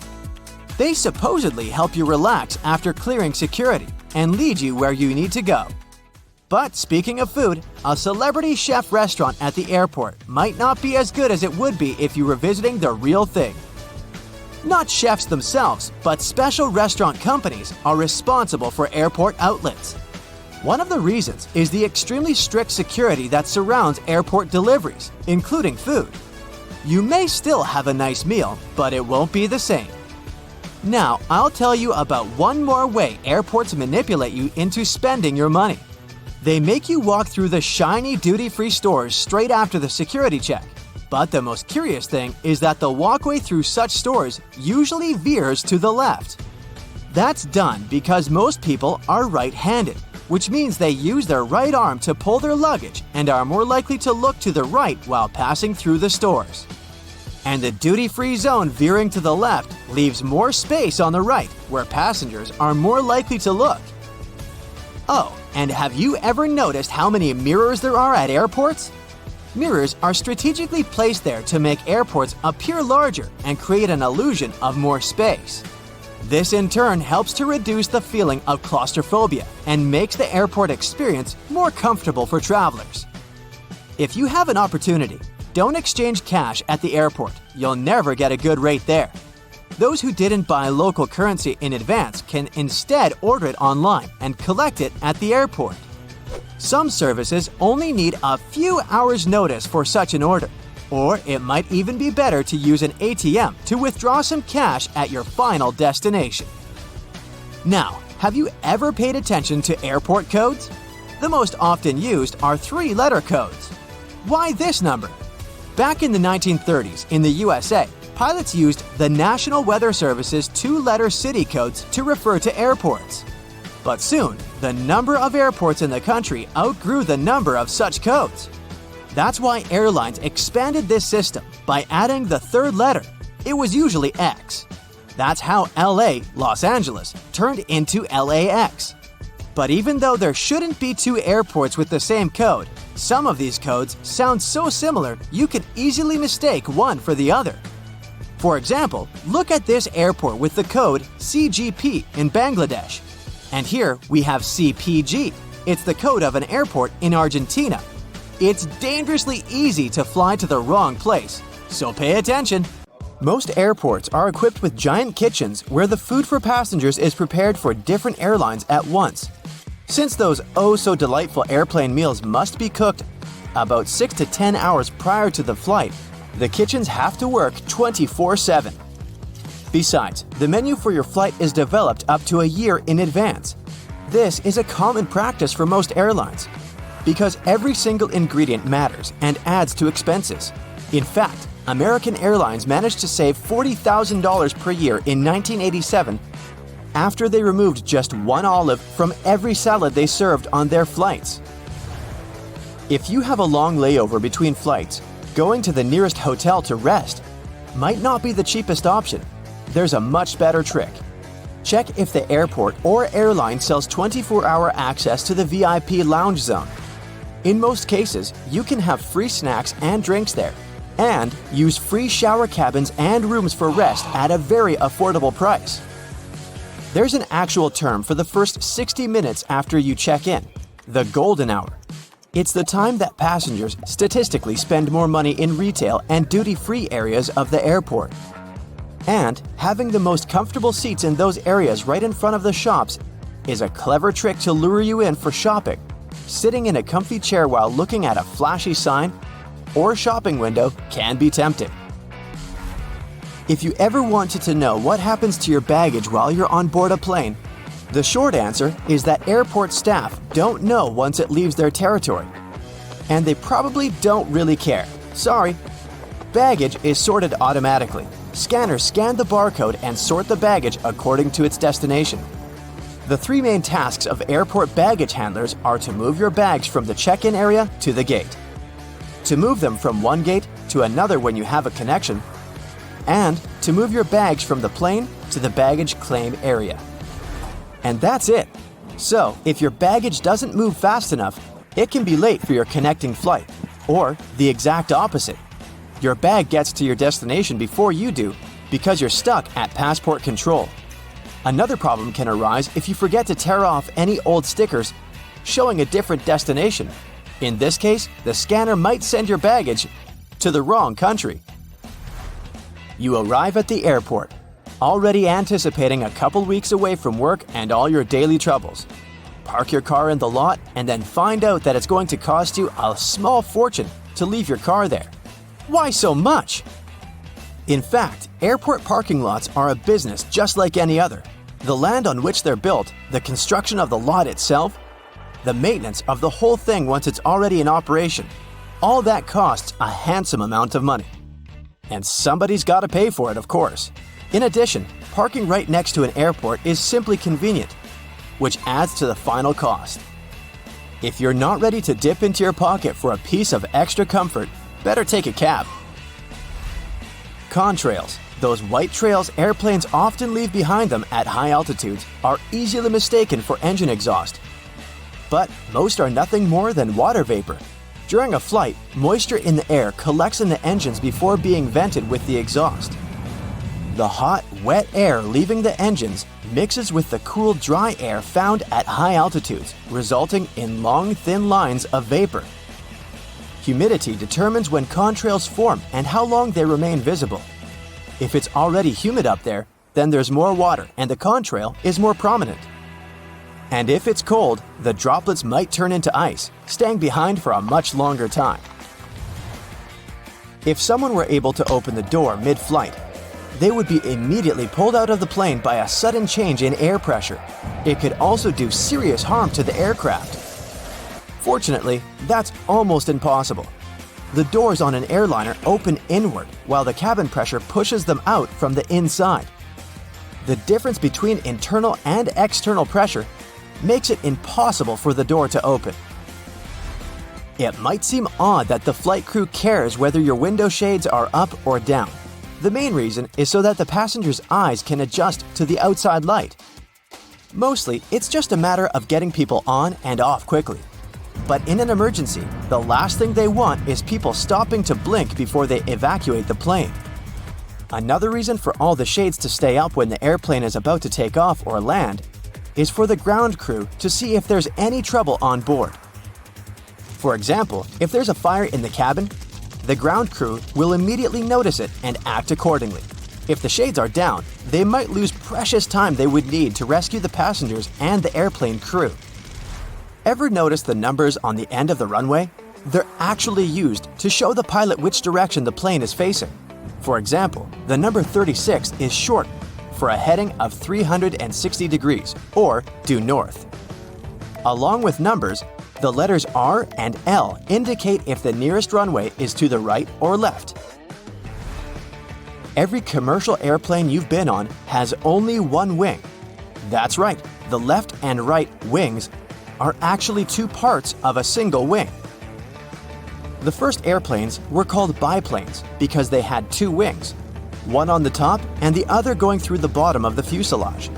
They were connected with struts and wires, which made a kind of box that basically allowed the aircraft not to fall apart in the air. It was necessary at lower speeds that early planes could only muster.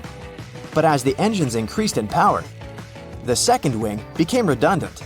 The single wing still serves as a support for the whole structure though. Looking out the window on the plane's wing, you can see a small yellow double hook on it. It seems strange since it might mess with aerodynamics, but it's there for your safety.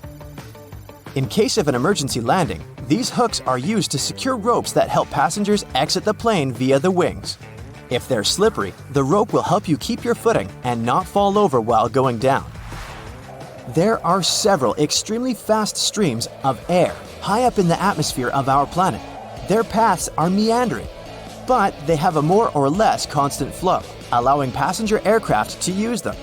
When an airplane comes close to a jet stream, it may adjust to the direction of its current and fly a lot faster, propelled by the flow. Many airlines use this to their advantage to cut the fuel costs and make air traveling even faster. Clouds, especially thunderheads, can indicate that an area of turbulence is ahead. But sometimes, clear air turbulence occurs when a plane can drop a few feet and start shaking without any warning. It happens when two bodies of air clash at very high speeds. And it's absolutely invisible, so the pilots can't tell when it would happen. The chances of getting into an area of clear air turbulence are higher at low altitudes, over mountain ranges, and near the jet streams. Normally, after it's hit by lightning, an airplane is sent for inspection right after landing, but it can still safely complete its current flight. The fuselage conducts electricity well enough, and like with a lightning rod, the zap will most probably strike one of the tips of the airplane, either one of the wings or the nose. Then it seeks the ground, but doesn't find it, exiting from the tail in the end. It's easier for electricity to roll through the surface of the plane than go inside, so people on board are safe from its effects. Still, lightning is powerful, and there can be some damage done to the airplane on the outside.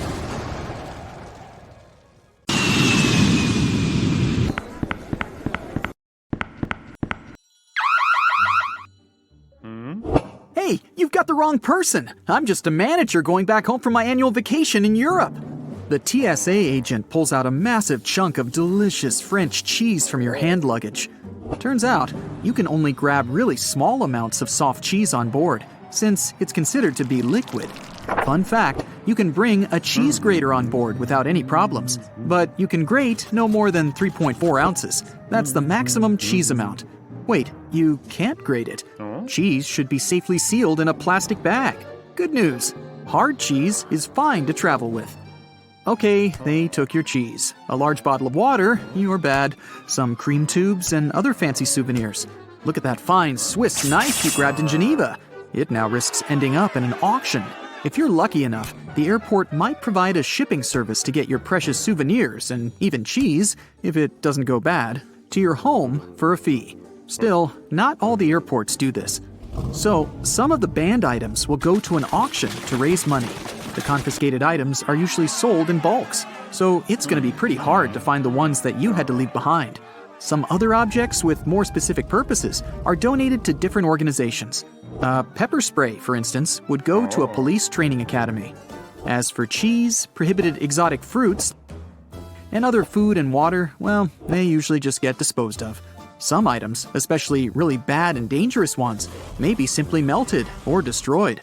Magic 8 balls pose no danger, but they have to be checked in luggage. The problem is the liquid inside them.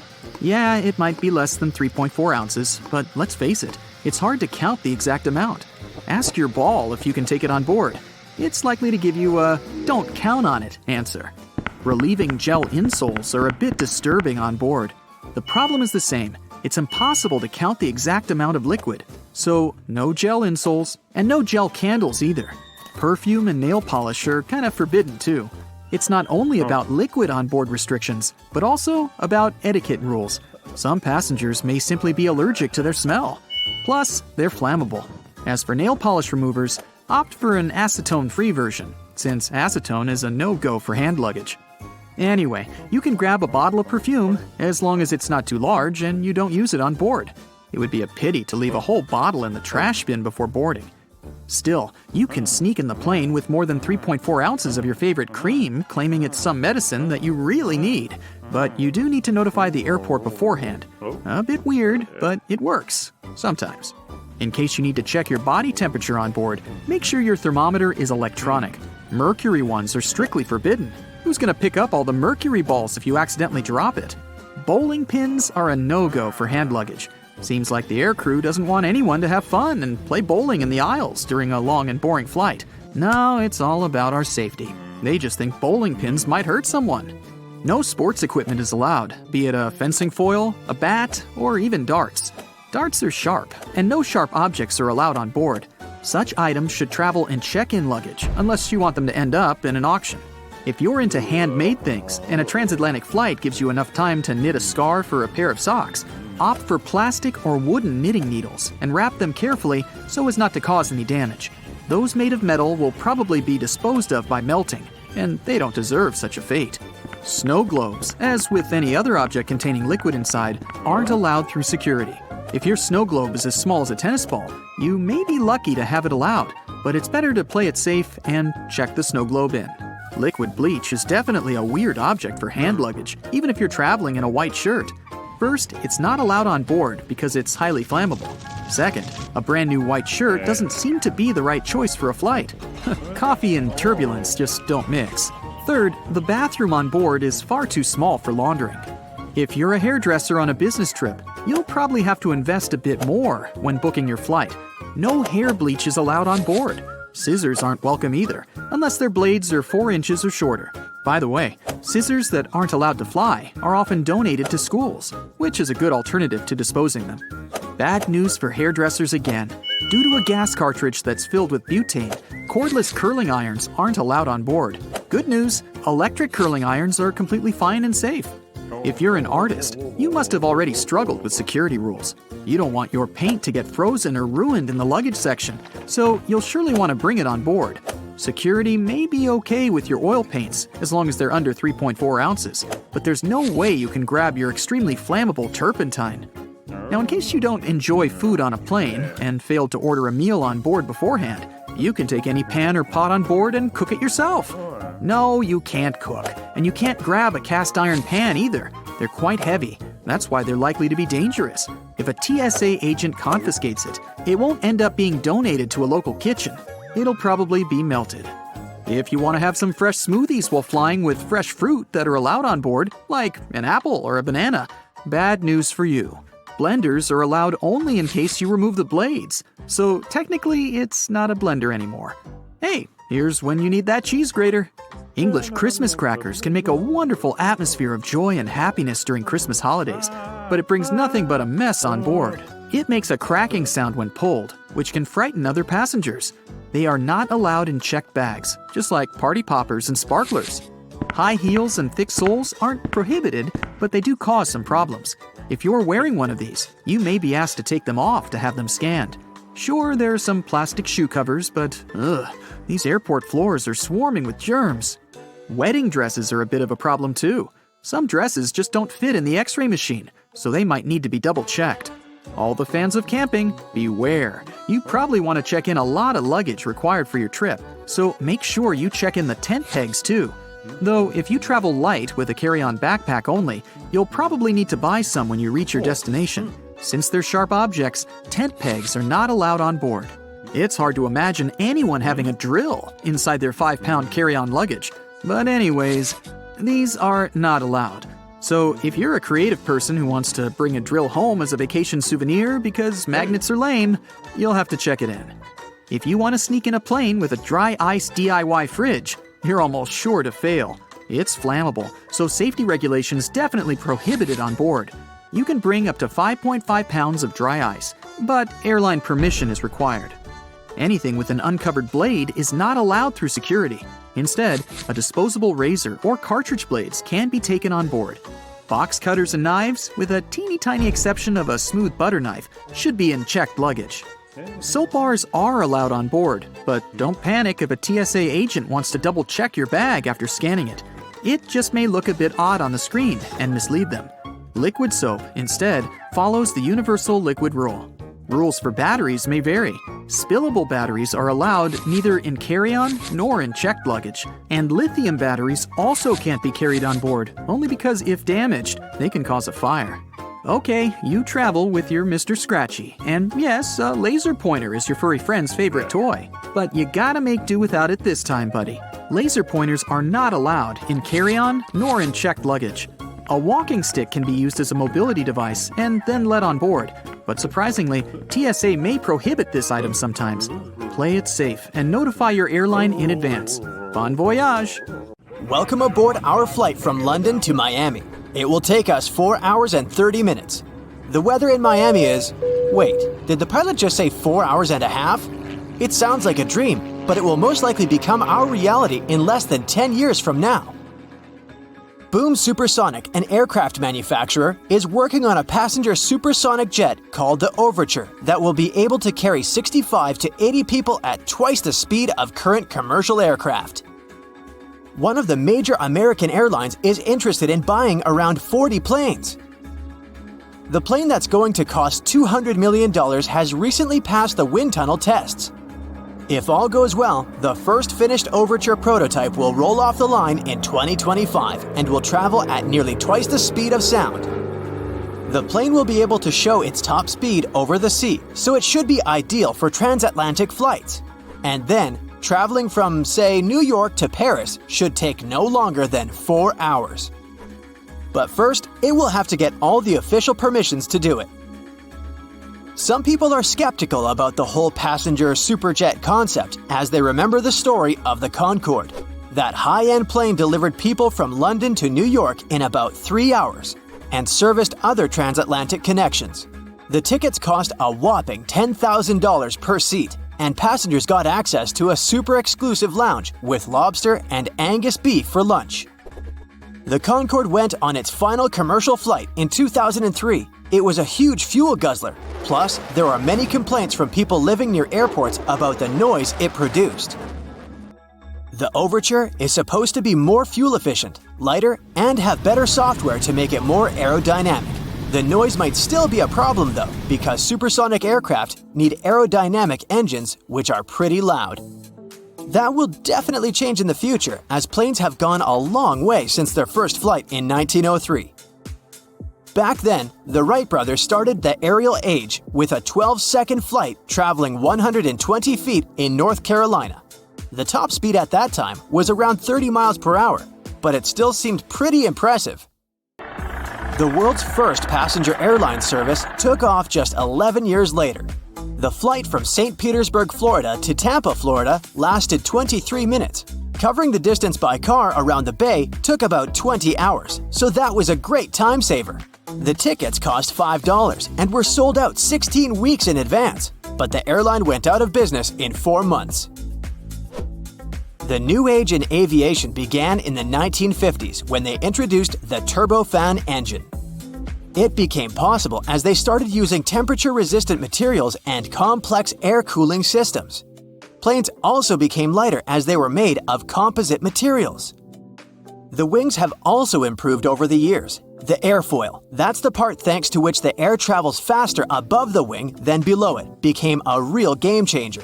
Thanks to it, the planes keep a low speed during takeoff, which means they move smoothly and burn less fuel. The fastest plane in the world so far is North American X-15. It was rocket-powered and made of aluminum and titanium. A huge wedge tail helped it stay stable at that super speed. The rocket plane set the world's altitude record, reaching an altitude of 67 miles. Oh, and to make it even more impressive, it happened back in 1967. So, if it was possible back then already, why don't we all just fly rocket planes? Or at least supersonics, especially on long-distance flights? In terms of speed, passenger planes are still where they were 50 years ago. Mostly because speeding flights up would also make them way more expensive. Flying faster means burning more fuel. Plus, supersonic engines are expensive to produce and maintain. Another reason is natural forces. The winds affect the speed of a plane, and no technology can control the wind. A strong tailwind can help it move forward at a higher speed, and a headwind can slow the aircraft down. Planes mostly fly at altitudes of up to 7 miles. Up there, the air is thinner, which means there's less resistance, and a plane can fly faster and save some fuel. Also, the lower temperatures make the jet engines more efficient. Another perk of flying through that part of the atmosphere is that it's less turbulent, so flights go smoother. Private jets can't fly that high. They're smaller, and their engines aren't strong enough to reach such an altitude, so they stick around to 15,000 feet. Ever notice those white trails that planes leave behind? Their official name is Contrails, and they're like artificial clouds planes leave behind. When the plane reaches its cruising altitude, temperatures get quite low, about -67 degrees Fahrenheit, and the water turns into particles of ice. The higher the level of humidity is, the bigger those trails get, and you can see them long after the plane has disappeared. So, thick and long contrails can be a sign of an upcoming storm. Sometimes contrails can even be colorful. The droplets of water that are formed up in the atmosphere can freeze in different sizes. They all reflect sunlight at different wavelengths, causing the effect of a rainbow. When all the colors mix, it appears white, the most common contrail color. Airplanes don't take off with the wind, but actually against it. It's kinda like a kite. To make it fly, you launch it against the wind, and there it goes. That's because there are 4 forces of flight: lift, weight, thrust, and drag. The lift is generated because the speed of the air is higher above the kite than below it. The kite is pushed upwards. This is the lifting force. Going through a storm is one pretty scary experience, but is it really as dangerous as it seems? In fact, the most critical moments in windy weather are takeoff and landing. Plane manufacturers test their aircraft and specify speed limits at which the pilots should move in different weather conditions. At some airports, the winds are pretty severe all year round, so landing can get pretty wobbly. It requires a real pro of a pilot to land when the wind strikes the runway. Sometimes, the wind unexpectedly changes its speed and direction. The pilot really has to know what they're doing to land when the wind direction changes. Otherwise, the risk of overshooting the runway is pretty real. Extreme heat is another weather condition that can stop a plane from flying. Airplanes fly by generating lift with their wings. The air below the wings takes the plane up. In extreme heat, an airplane can't produce that much lift. That's because hot air expands and becomes way less dense than cold air. With less lift, the plane may find it really hard to take off and fly. Electronics will unlikely respond well to extreme heat or humidity, and the AC system may fail. Smaller jets can't operate at a temperature of over 118 degrees Fahrenheit. Larger Airbus and Boeing planes perform the best below 126 degrees Fahrenheit. Those mysterious chimes you hear during the flight are a kind of a secret language the crew uses to communicate with each other. The chime you hear shortly after takeoff informs the crew that the landing gear is getting retracted. A single chime during the flight is a sign that one of the passengers needs the assistance of the crew. When they're serving meals and run out of food and drinks, they can ask their colleagues to share, using a high and low chime combo. 3 low tones means serious turbulence is approaching, so the crew needs to buckle up. Have you ever noticed the flashing light in the cabin before takeoff? You have nothing to worry about. It occurs when the pilot disconnects a plane from the airport power supply and it switches to the onboard one. This rapid transition may cause flashing. The Himalayas have some of the highest peaks in the world, including Mount Everest. But it's no surprise airplanes find it difficult to navigate the area. But why are commercial airplanes actually banned from flying there? For starters, these mountains have an average height of more than 20,000 feet. Mount Everest, the highest mountain in the entire world, stands at 29,037 feet high above sea level. The area is rough, filled with snow, and has almost no flat surfaces. In case of sudden cabin depressurization, it would be really difficult to perform an emergency landing, since there's literally no flat area there. More so, the low oxygen environment at such an altitude means there's likely to be a lot of turbulence. Not only is it really unpleasant for passengers, but random air movements and high wind velocity means that it's really difficult to maneuver the airplane. This area is also quite low populated, so there's not much there in terms of radar systems. And radar is crucial for aviation safety. Without radars, pilots would be unable to communicate with the ground to figure out flight conditions. It can also get so cold up there that jet fuel might completely freeze. Sure, the fuels used in airplanes usually freeze at around -50 degrees Fahrenheit, but it may be possible above Everest. The lowest temperature was recorded there back in December 2004, when thermometers showed a staggering -44 degrees Fahrenheit. So, no wonder pilots don't want to ever take that risk, especially on a commercial flight. Among the few airports located in the Himalayas, there's one considered to be the most challenging to land in the world. Only 8 pilots on the planet are certified to do it. It's called Paro International Airport, and it's located in Bhutan, a landlocked country in the eastern Himalayas. First, landing there is so dangerous because you're literally flying through some of the world's tallest mountain peaks. Not to mention that those 8 pilots also have to consider strong winds. Despite the challenges, they do manage to safely land over 30,000 people each year. Moving further, there's no radar there to guide the pilots, so they need to maneuver the aircraft entirely in manual mode. The pilots need to track their movements based on specific visual landmark checkpoints as they approach the runway. Moreover, flights are only allowed there during daylight hours and under good visibility. These pilots also need to watch out for utility poles and roofs on the hillsides too. It means they often squeeze their planes between mountain peaks at 45-degree angles before dropping quickly onto the runway. No wonder only 2 airlines fly to Paro International Airport. Apart from these commercial pilots, there are specially trained helicopter rescue pilots who spend most of their career at 20,000 feet in the sky. Most of the time, they partner with equally experienced climbers who train by crossing the Khumbu icefall. It's dubbed the most dangerous square mile on the planet. Made up of ice pillars as tall as a 6-story building, this huge stretch of the glacier on Everest's western side is filled with bottomless ice holes. It takes between 4 to 12 hours to get from one edge of the icefall to the other, depending on the experience of the climber. You may think it's a pretty serene location since you're literally only surrounded by ice and snow, but these local professionals claim otherwise. One Everest veteran said that the noise was actually the worst part of the job. The mountain produces awful squeaking sounds and sometimes even sighs. It often makes people feel like it's talking to them, warning them about the treacherous environment. Mount Everest isn't the only no-fly zone in the world. Surprisingly, Disney parks are also part of this exclusive club. So you won't ever be able to look out of your plane window and see the beauty of fairy tale castles from up above. In recent years, a lot of crowded tourist attractions, including Disney parks, have increased their security measures to make sure their visitors are as safe as possible. As such, no aircraft is allowed to fly within 3,000 feet of Disneyland in California or Walt Disney World in Florida. It was initially a temporary ban, but this rule became permanent back in 2003.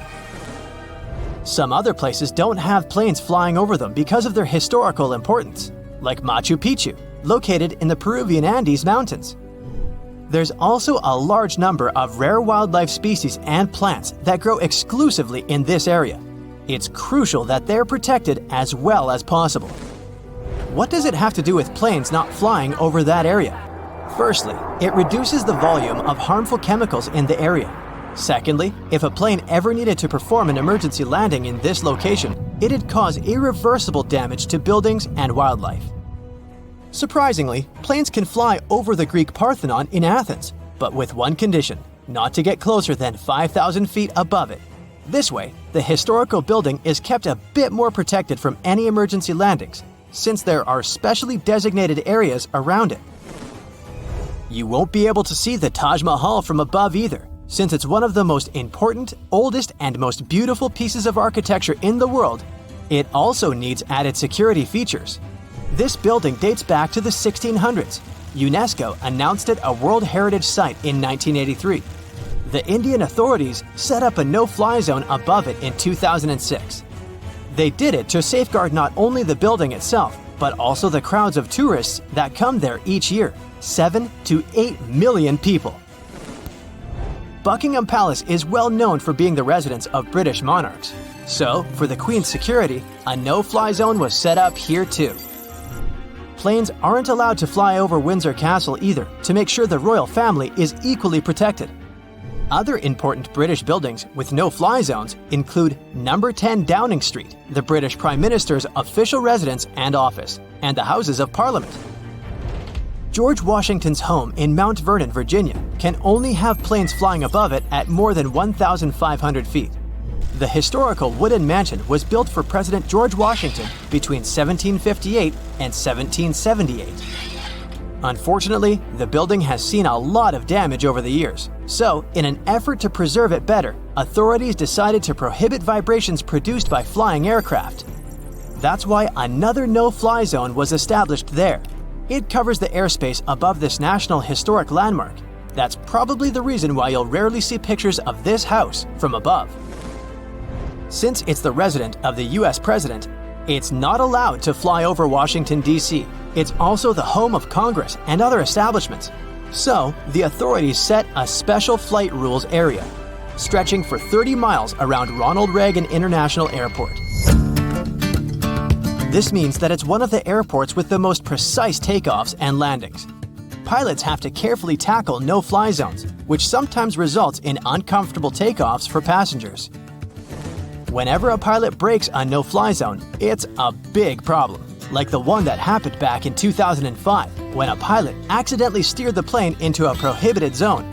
The capital had to be evacuated immediately, and their regular activities were interrupted. Other capitals of the world have similar requirements, like Budapest, for example. In the capital city of Hungary, planes aren't allowed to fly over the ancient inner city of Pest and the Buda Hills. Almost all air traffic is generally prohibited above Paris too, with some exceptions. Aircrafts flying no lower than 6,500 feet. Flying helicopters are also a big no-no within the city limits. Only certain choppers undertaking precise missions can get special authorization. Generally, passenger planes aren't allowed near the island of Manhattan either, partly because of the really tall buildings there and the added risk of collision, but mostly because all three major New York airports, John F. Kennedy International Airport, Newark Liberty International Airport, and LaGuardia Airport are very close to each other, so the air traffic in the area has to be really well thought out to make sure the planes don't cross paths. It seems strange that a commercial jet doesn't have keys to turn it on, but it's a bit more complicated than just turning a key. Instead, there's a series of buttons and dials on the control board that starts the complicated process. A battery provides the power to the aircraft that is charged through a small electric generator within the jet's tail. Airflow gets in and moves into the jet's engines to keep them cool. A reserve power then warms the turbines by turning them slowly until they start spinning at the right rate. Then, the engines can be turned on, one at a time. With up to 4 engines on a commercial jet, this entire process can take up to 90 minutes. Planes don't have keys to lock the doors either, but when they sit idle, jets have security guards constantly monitoring them. But even if someone happened to get past them, it wouldn't be a quick getaway. When you enter the plane, the captain keeps a close eye on the boarding process. They are not only in command of the flight deck, but also of the passenger's cabin. To become a commercial pilot, you gotta have a distance vision of at least 20/20. But depending on the airline, it's sometimes okay if your perfect vision is assisted with glasses. It's time to find a seat on the plane. You checked in late, and you've already had an unpleasant experience of not getting on your flight like that in the past. This is because airlines purposely overbook their flights, just in case there are no-shows or cancellations. So, you didn't get to choose your seat this time. You walk past the front seats in jealousy. There are seats that are always taken much faster because everyone wants to leave the plane as soon as possible after it lands.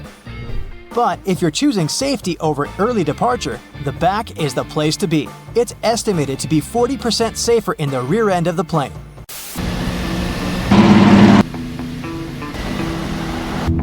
Maybe you prefer to drive instead of flying? The chances of something dangerous happening to a plane during a flight are 1 in 11 million. Compare it to the likelihood of a car accident, which is 1 in 5,000. You've been placed at the emergency exit. Excellent, more legroom. Over the past 30 years, legroom has been decreasing more with every year. Up to 5 inches on some airlines. No, you haven't been getting taller. The reason behind this is the more people they're able to fit in, the more money the airline makes. Airlines don't build their own aircraft and use factory-made planes. From there, each airline will determine its own seating structure. This is also why the seats don't line up with the windows. But it doesn't matter. You have the best seat, although it's always a bit concerning when sitting next to an emergency door. What if you accidentally knocked it while asleep and opened it? Relax, it's actually impossible to open these doors while flying. The air pressure inside pushes against every square inch of the cabin. On the door itself, this pressure equates to 1,000 pounds across every square foot of the door. But even if you somehow developed Hulk-like strength in your sleep, you still wouldn't be able to open it as there's a series of electrical and mechanical devices that latch it closed. The extra measures are important as the moment the door opens, the entire cabin temperature would quickly drop, and that drastic change in pressure would weaken the plane's structure. It's time for takeoff, and they've asked you to turn your phone off. Should you really? 10% of people have admitted that they don't turn theirs off and don't even set them to airplane mode. Cell phones can cause issues, but they don't disrupt the electronics as you might believe. There is a genuine concern that while you're flying in the air, your phone can receive signals from multiple towers on the ground, providing stronger distractions for the pilots. So let's make their job a little easier and turn it off.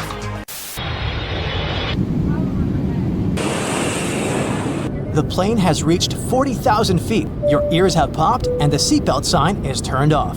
The flight attendant walks down the aisle with their arms held outward. Within such a thin passage, they walk this way as it helps with their balance. They try to avoid disrupting passengers, so they don't use the headrest of the seats. And in case of sudden turbulence, there are special grabbing spots under the overhead luggage bay.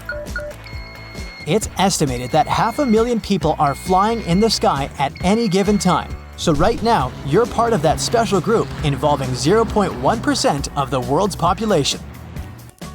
You look out the window and notice the white wings. Planes are painted white and other lighter colors as well to help reflect solar radiation. This avoids damage from the sun by reducing the amount of heat the plane receives. We'll be experiencing some turbulence. But further in the distance, dark clouds approach and the plane is heading towards a thunderstorm. Since it's made of metal, it has to be a big electric conductor, right? Thankfully, jets are fitted with an aluminum shell that conducts electricity very well.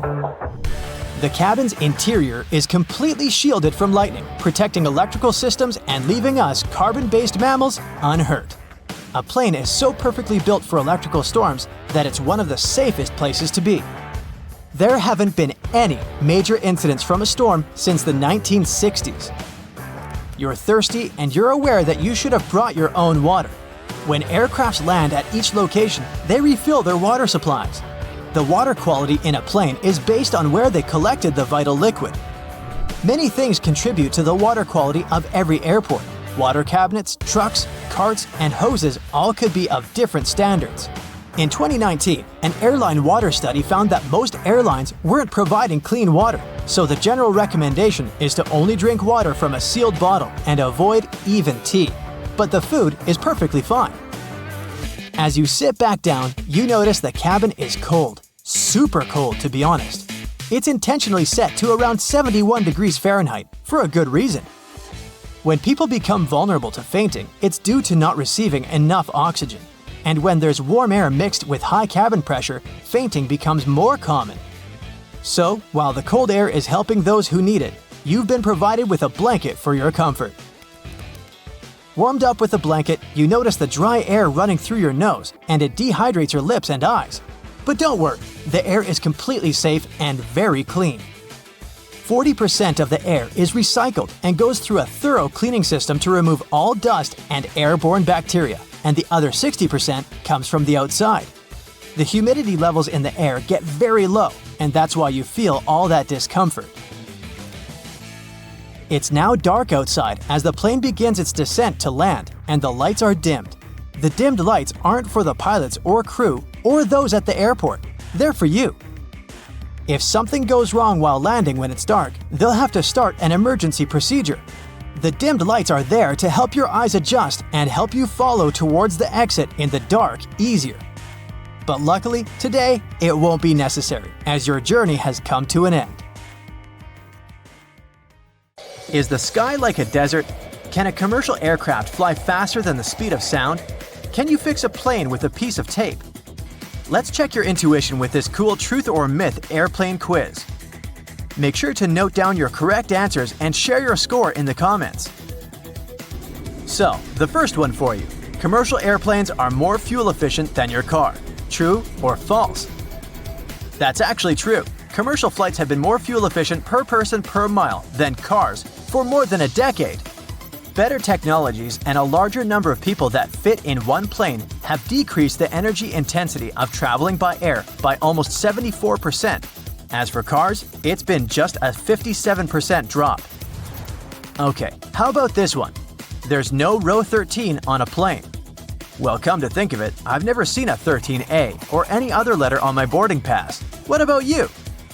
That's true, but only partially.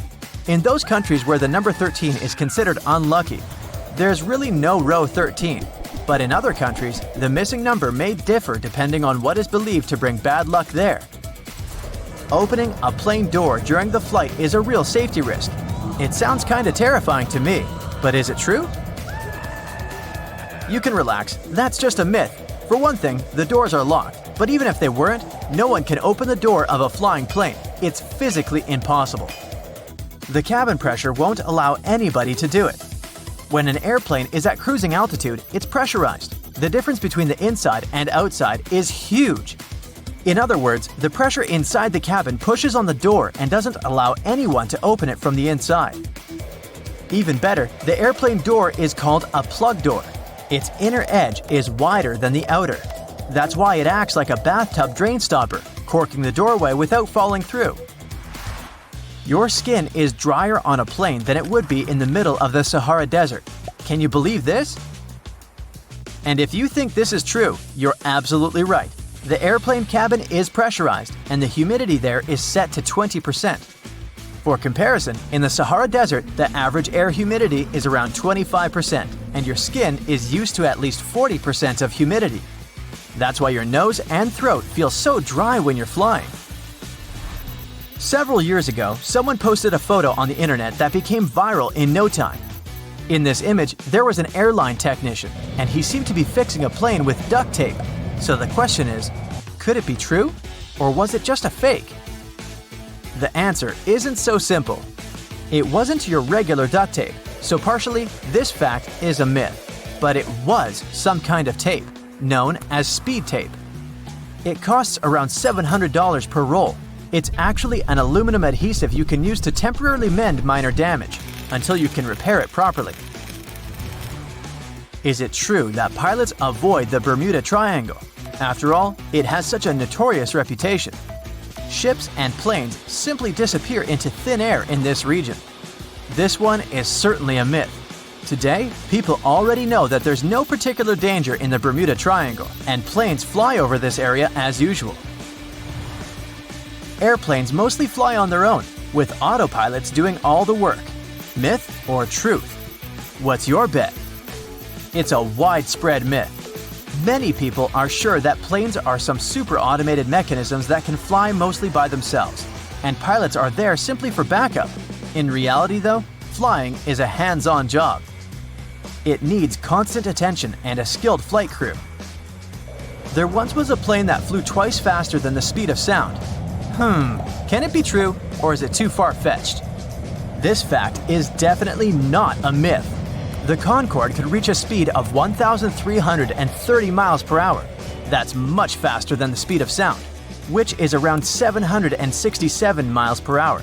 And that's indeed almost twice as slow as the Concorde. You might have heard this scary fact before. Planes empty toilets right in the air.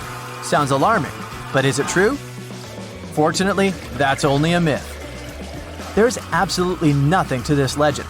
Airplane toilets use a vacuum-based system to transport all the contents out of the bowl and into a special tank. It's located in the rear part of the aircraft, and this tank gets emptied only on the ground. This is a tricky one. When a plane is flying towards the east, it can reach higher speeds. So, can the speed really depend on the direction? And this is true. It's possible thanks to high-altitude winds, known as jet streams. They blow at a speed of 100 to 300 miles per hour, and since our planet rotates from west to east, aircraft moving in the same direction can use these winds to move faster. Do you think pilots can control airflow to keep passengers sleepy and relaxed and save on fuel? This one is definitely a myth. If you ask a pilot this question, you might hear "ridiculous" in reply. The truth is that pressurization determines the oxygen level in the cabin. How about this one? The world's tallest air traffic control tower is as high as a skyscraper. Can it be true, or is it just an impressive myth? I know it's hard to believe, but it's actually true. When an airplane lands, it needs the assistance of runway lights and airport beacons. It's part of the responsibilities of the air traffic control tower. It also manages ground traffic. No wonder such construction needs to be extra tall. The new Bangkok International Airport in Thailand has a 430-foot tall tower. Its height is almost the same as the height of a 40-story building. It cost $18 million to build the tower. I've got another tough one for you. The sensitivity of your taste buds dropped by 30% during the flight. Yes or no? This is true. The pressure in the cabin combined with the dryness of the air kinda numbs your taste buds. But the most curious thing here is that this mostly affects salty and sweet flavors. If you're served something spicy or bitter, you can still taste it as usual. Airline caterers try to take the decreased sensitivity of your taste buds into account while preparing airplane meals. They have to modify lots of good old recipes to make your food taste better. As soon as your oxygen mask is on, in case the cabin is depressurized, you can relax and breathe out. You can still use it till the end of the flight. I wish it was true, but is it? Sadly, it's a myth. Passenger oxygen masks usually provide enough air to breathe normally for 10 to 15 minutes. In other words, it's just a temporary solution. But in most cases, this time is enough for the plane to go down to the altitude of 10,000 feet. That's where people can breathe without using oxygen masks. And since planes descend very fast, the need for additional oxygen lasts for a few minutes at most. By the way, the oxygen system gets tested regularly during special maintenance checks. Plus, both passengers and pilots' oxygen flow doesn't depend on electricity. Masks use individual oxygen generators, so even if there's some electrical problem on board, the oxygen doesn't get cut off. Many people say that the plane is the safest means of travel, but do you believe in it? That's a myth. Flying is the second safest. Studies show that the elevator is safer. Unfortunately, it won't be able to take you to the Bahamas. Okay, this last one was kind of a joke. Statistically, planes are indeed the safest way to get to your destination. So, how many correct answers did you have? Tell me in the comments below. Me? 8. Duh. So, it's pouring outside when you get on a plane. If you were in a car, you'd simply switch on the windshield wipers and the headlights after turning the key in the ignition. Do pilots do that? Airplanes spark so many questions, and it's time for some answers. Do planes have windshield wipers? Yes, commercial planes do, but they're only used during taxiing, takeoff, and landing. Once a plane reaches its cruising altitude, pilots turn them off. The plane's speed is fast enough to clear the windshields from rain. Wipers might be absent on single-engine airplanes because the propeller airstream blows strong enough to keep the water away. What happens when a plane loses one engine in flight? Actually, it goes, "Hey, has anybody seen my engine? It was just here a second ago." No, nothing special. The plane actually just keeps flying. There are certificates for planes flying over oceans or long distances that state how long they can do it. For example, the Boeing 787 can fly for more than 5 hours without the second engine. It's enough for pilots to plan a safe landing. Well, why is it so cold on a plane? The temperature on board averages 74 degrees Fahrenheit, about the same as in most office buildings. But you feel so cold because your body doesn't move much, producing less heat to warm itself. The crew doesn't turn the heat up because hot air can cause some passengers to faint during the flight. Do airplanes have horns? Yeah, and some of them have a whole trumpet section. Actually, yes, they do have horns, but pilots don't use it to scare away birds or get other aircraft's attention in the sky. Hey, move over, buddy! Actually, you can hear that high-pitched chime only on the ground when the plane isn't moving. Like when an engineer checks something in the cockpit and wants to get the attention of a ground crew member. Why do planes leave white trails in the sky? It happens when the engine burns fuel. It ejects water and carbon dioxide that gets mixed with the atmosphere, and since the air is cold at high altitude and this exhaust is hot, the water condenses and may freeze, creating those white tails. Do airplanes have brakes? Yes, there are multiple disc brakes made of carbon steel material, similar to the ones in your car. But using them only isn't enough to stop the plane when it touches the ground. The braking system also includes different surfaces that slide out of the wings and disrupt the airflow. Can a plane door open mid-flight? The cabin pressure is the force that won't let that happen. If someone tried to do it, they would have to overcome more than 24,000 pounds of pressure, the weight of a ship anchor. Plus, there are lock bolts deep inside the aircraft structure that hold the door in place. What happens when lightning hits a plane? Now, statistics say this happens to every commercial plane about once a year. But the aircraft's metal parts and lightning protection systems prevent electrical buildup. So, in most cases, this leaves a plane with only a scorch mark on its surface. Why don't the seats and windows always line up? Good question. All commercial planes are designed with seats and windows perfectly aligned. But when an airline buys a jet, it often chooses to add extra seats. More seats mean more passengers and more tickets sold. And less of a view and less legroom for you. See how that works? Why do flight attendants touch the overhead compartment? You'd think that they're checking to see if it's closed tightly. But nope, they use a scalloped handrail hidden at the bottom of the overhead compartment for a steadier walk along the aisle. What are those white spiral marks on engines for? Well, since the ground staff wear hearing protection, they can't rely on their ears to decide if it's safe to approach the plane. Seeing that moving swirl on jet engines prompts them to stay away from the area. Why are there holes in airplane windows? Those windows actually have 3 panes of plexiglass. The tiny hole is in the middle one. It helps regulate the huge pressure difference inside and outside the cabin, so the outer pane can handle the load. If the outer pane happened to break, the middle one, even with a hole in it, would still be enough to keep the window intact. That hole also keeps the windows from fogging up. Why are there hooks on the wings? If there is an emergency landing on water, passengers have to step on the slippery wings to use some emergency exits.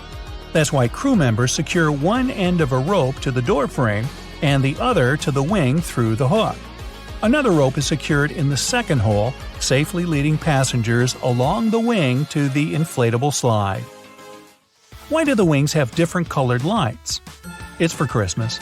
No, that red light on the left wingtip, the green one on the right, and the white one on the tail make up the plane's navigational lights.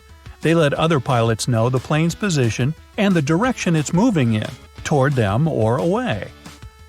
Do planes have ignition keys? Well, since ignition keys are usually a security measure, most commercial planes don't need them. They're locked in hangars under 24/7 surveillance. To start the engine, a pilot just pushes buttons and turns switches. But smaller private planes, like a Cessna, have ignition keys to start the engine and even locks on the doors. Why are there triangles above the windows? These black and sometimes red stickers let the crew know which window is best to look out when they want to check the moving parts of the wing. If you get motion sickness during the flight, try to choose a seat between the triangles for a more comfortable trip. How can you get extra space on a plane? Well, if you're lucky enough to get an aisle seat, there's a magic button near the hinge under the armrest closest to the aisle. Press it, and the armrest will swing up to the back of your seat. Why are most planes white? Well, this color reflects the sun better than any other, so it helps keep a plane cool. It's also much easier to spot any cracks, dents, leaks, and other faults on the white surface. And paint makes a plane 1,200 pounds heavier, causing it to burn more fuel. Airlines save money by not painting them. Why don't airplanes have parachutes for passengers? Well, like paint, parachutes would also add extra weight, around 8,000 pounds. Plus, skydivers must go through at least 4 hours of training to learn how to handle a parachute. Lastly, jumping out of a plane at 35,000 feet in the air is simply not safe, because temperatures at that altitude are colder than the Arctic, minus 65 degrees. Why can't planes fly when it's hot? Well, the molecules in hot air are much more spread out. To lift a plane, you need dense air. That's why it gets harder for a plane to take off as the temperature increases. Besides, scorching weather can overheat the internal machinery or even melt some of its parts. So, if it gets 104 degrees Fahrenheit outside, your flight might be delayed. Why do planes have round windows? The very first commercial planes had square ones, but after some time, they started flying at a higher altitude that demanded the cabin be pressurized. Frequent pressurization and depressurization deformed and even broke windows with corners. They were replaced with round ones since they withstand the pressure much better. How do the oxygen masks work? Very well, actually. If the cabin is depressurized at cruising altitude, it loses oxygen. The masks provide that, but only for 15 minutes. It's okay though. That's long enough for the pilot to descend lower than 10,000 feet, where the air has more oxygen and people can breathe normally. What causes turbulence? Your trip gets bumpy because of three main reasons: storms, mountains, and jet streams. Just like an ocean, air creates waves when it meets a mountain, and sometimes it has nowhere to go but up in strong currents affecting a plane. Jet streams are bands of swift winds that appear when warm air masses collide with cold ones. Storm clouds push air away, creating unpredictable waves. Why do planes sometimes dump fuel? If there's an emergency landing, pilots must quickly get rid of excess weight, since they didn't burn it, and get to the destination runway as light as they should be. The lighter the plane, the softer it'll touch the ground, so no blown tires or fire. Why are the doors on the left side? Well, the captain usually sits on that side, so aligning the plane with the terminal jet bridge is easier. They fuel the aircraft and load baggage on the right side. If passengers are coming in on the left, it doesn't disturb those crews. Why do they dim the lights during takeoff and landing? It takes your eyes up to 30 minutes to fully adjust to a dark setting. Dimming the lights at night or dusk prepares them in case passengers need to make an emergency exit. They fade the lights during the day to save some engine power. Why are most plane seats blue? This color is psychologically associated with safety and reliability, so flight-weary passengers feel less anxious. Besides, stains and dirt are less visible on blue seats. Now we know! That's it for today. So hey, if you pacified your curiosity, then give the video a like and share it with your friends. Or if you want more, just click on these videos and stay on the bright side.